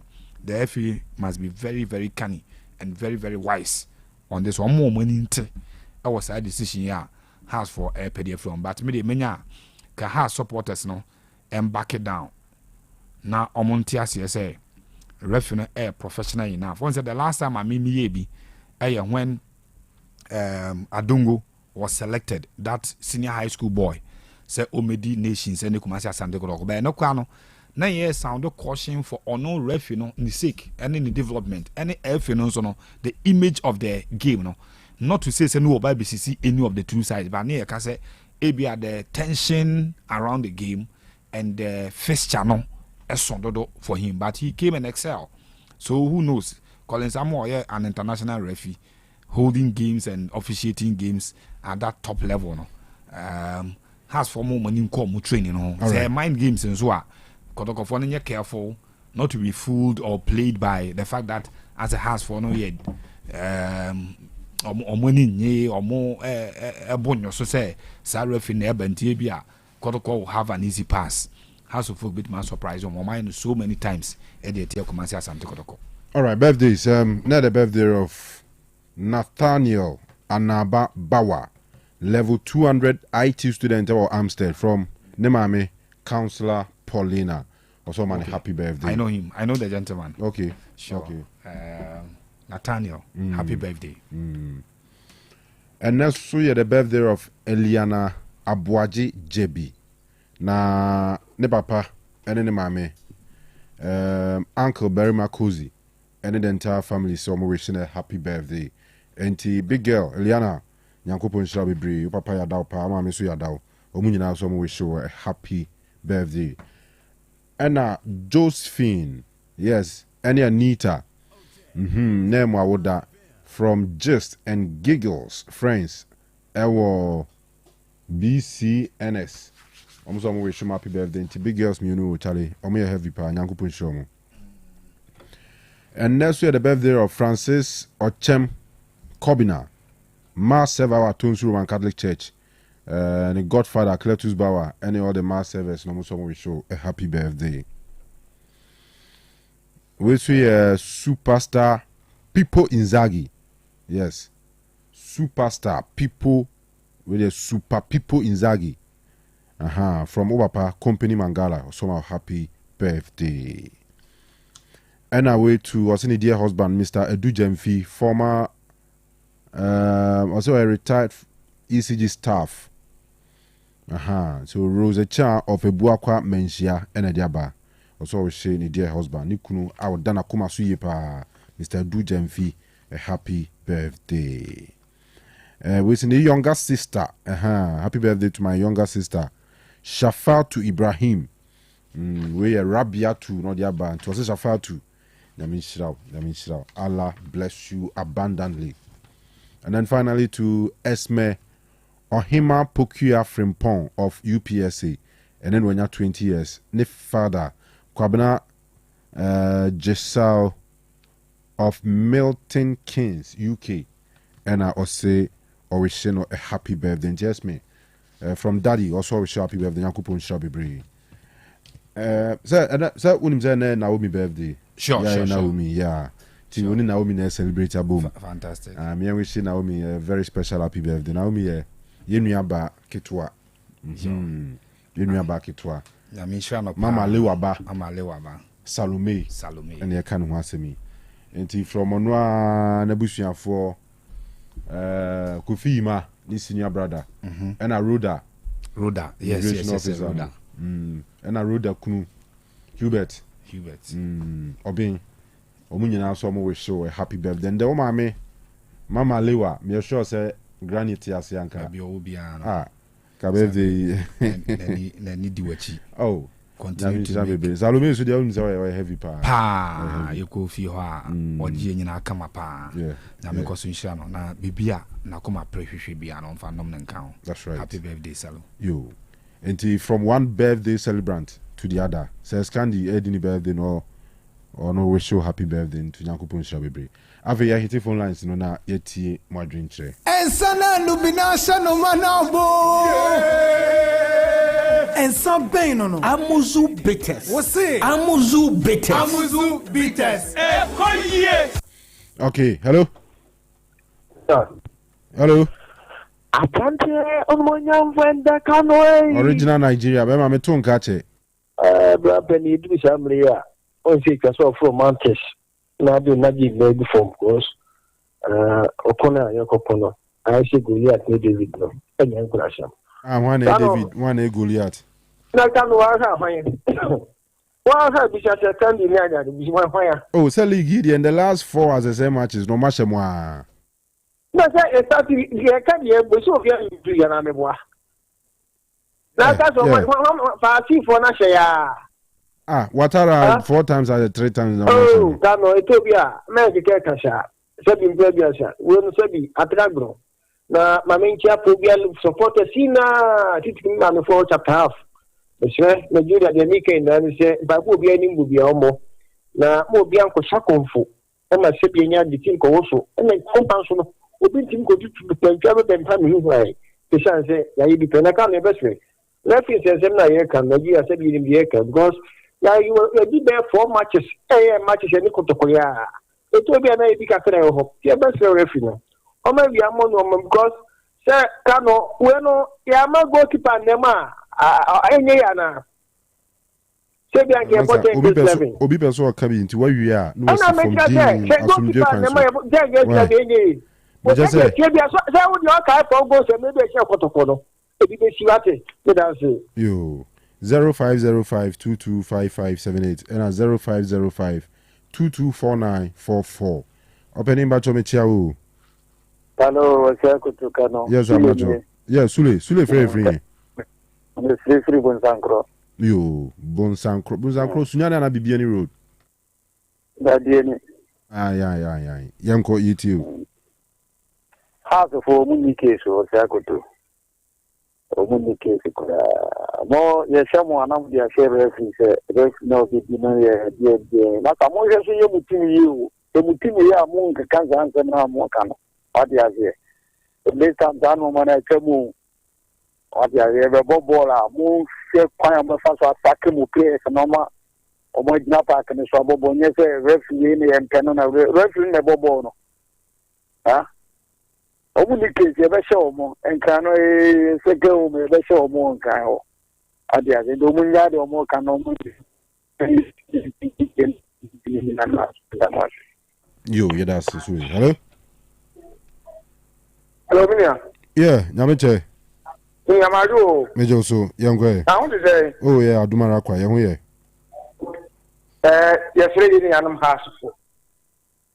A bribia. Now, Ubashana, we see, referee, you see, they're going to go for crown. Yeah, I can't move in. A thing of the past. Kanu, you are in this country. Proud to, yes, certainly give me a hand. Has to focus on record to say, you have the best coach, best players in this country. Can one just ask them get a computer after you in a treaty? What's the year work for? You could go with any massive. Would you walk for Gramu, or when you come for some young, you walk on warm.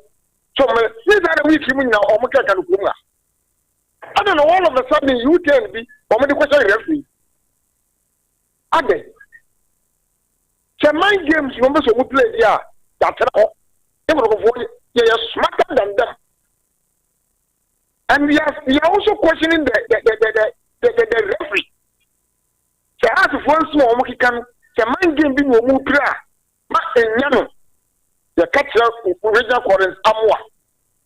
Someone has and someone can and go directly with them. But I don't know where any of you and it will have the You believe him, we trust him to a very good referee. Up and coming young referee, then you support one. What we come on your life, number one than a lie, you can in question. Again, never should have before. Your term was our error. Oh, what do you have done? You put no park and so. I don't see what best coach will come. He did the man, Yamaha, Zamanu, Kuma. Then yet, and then you have with a more best coach here. Where you will carry to never. We know what we can do. And you think, Accra, a dead water, a dark was the other 4 p.m. You ready to say the one who will be. The referee said, zero. She questions is here. Hey, when you for example, here, I. When you read your question, yes,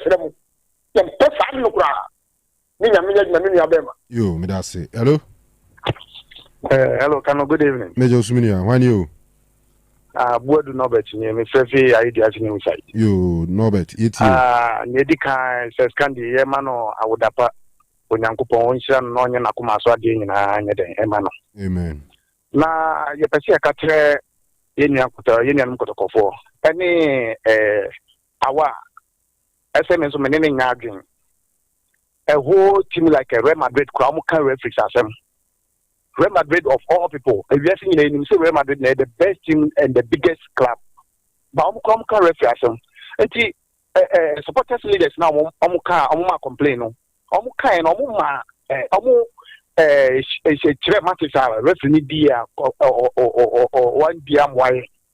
It is a referee here, has supporters a Mayan Kana. And here, Pacotaco. Yen Cassie is wrong. And I say, Yababi Jay, one more say. But the fact is, your best coach in interest, referee here, by my out to Mamaka.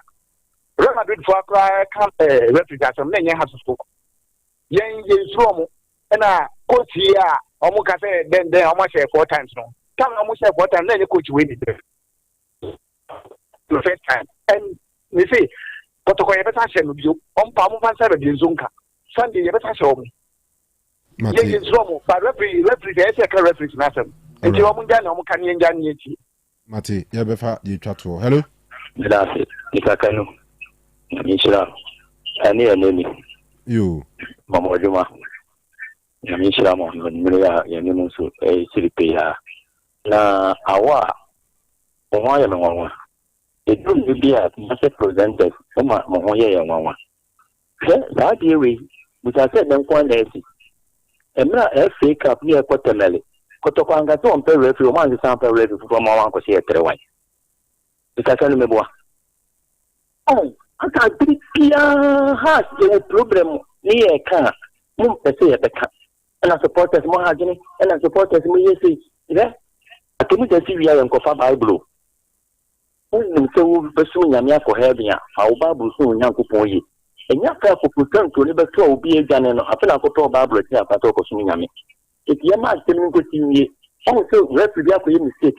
And I think the other 3 points in Yaka referee mistake in the 3 points in Sacomaximana.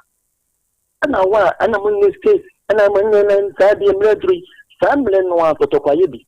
Sam referee, your book must say offside go was in clean, and you also last month. The Kubo FA Cup. And a couple with the President Cup. Boy, here the take never be our years outside. You call I say I best call you so. Or say a bench for Apple sorry.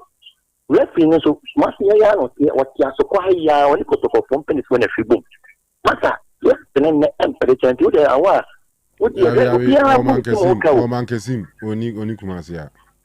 referee with the man coming Ubia when Tim Walker and Ubia should do the team. But it's hard to acquire a flash here, but Bia. Now, and then for my solid, and I'm also in the team, and I'm in the case, and I will the Real Madrid for Plano. Spain, or complete referee. If you am out as a medium, the Sian Bible Chilafayana, then you are fire Bible preco.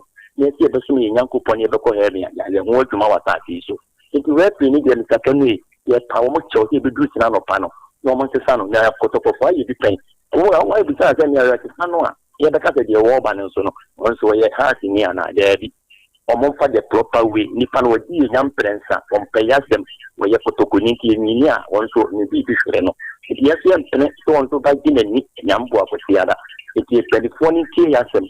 Yan cinema works in between between some Yambo and one of the ten or so from a 12 or more example. Referee, Yaya Bro, is a can to Pia the car, the king, who Pia super so own team. They moving from this in the castle last mine. And yes, play last man, I know last man in yes, he am that's all. That's it, that's it. Mr. Mummy Fancy, in time I swap on the breeze. T. Edibesi, once again, happy birthday. From a lot of messages said Tropin, even on the staff platform, who's a Raman Ponsa. And Walasti Jomudia Bekaho. If you are not to talk of sports crew no so platform so them say Eguswa. In fact, and my overwhelmed by the wishes no.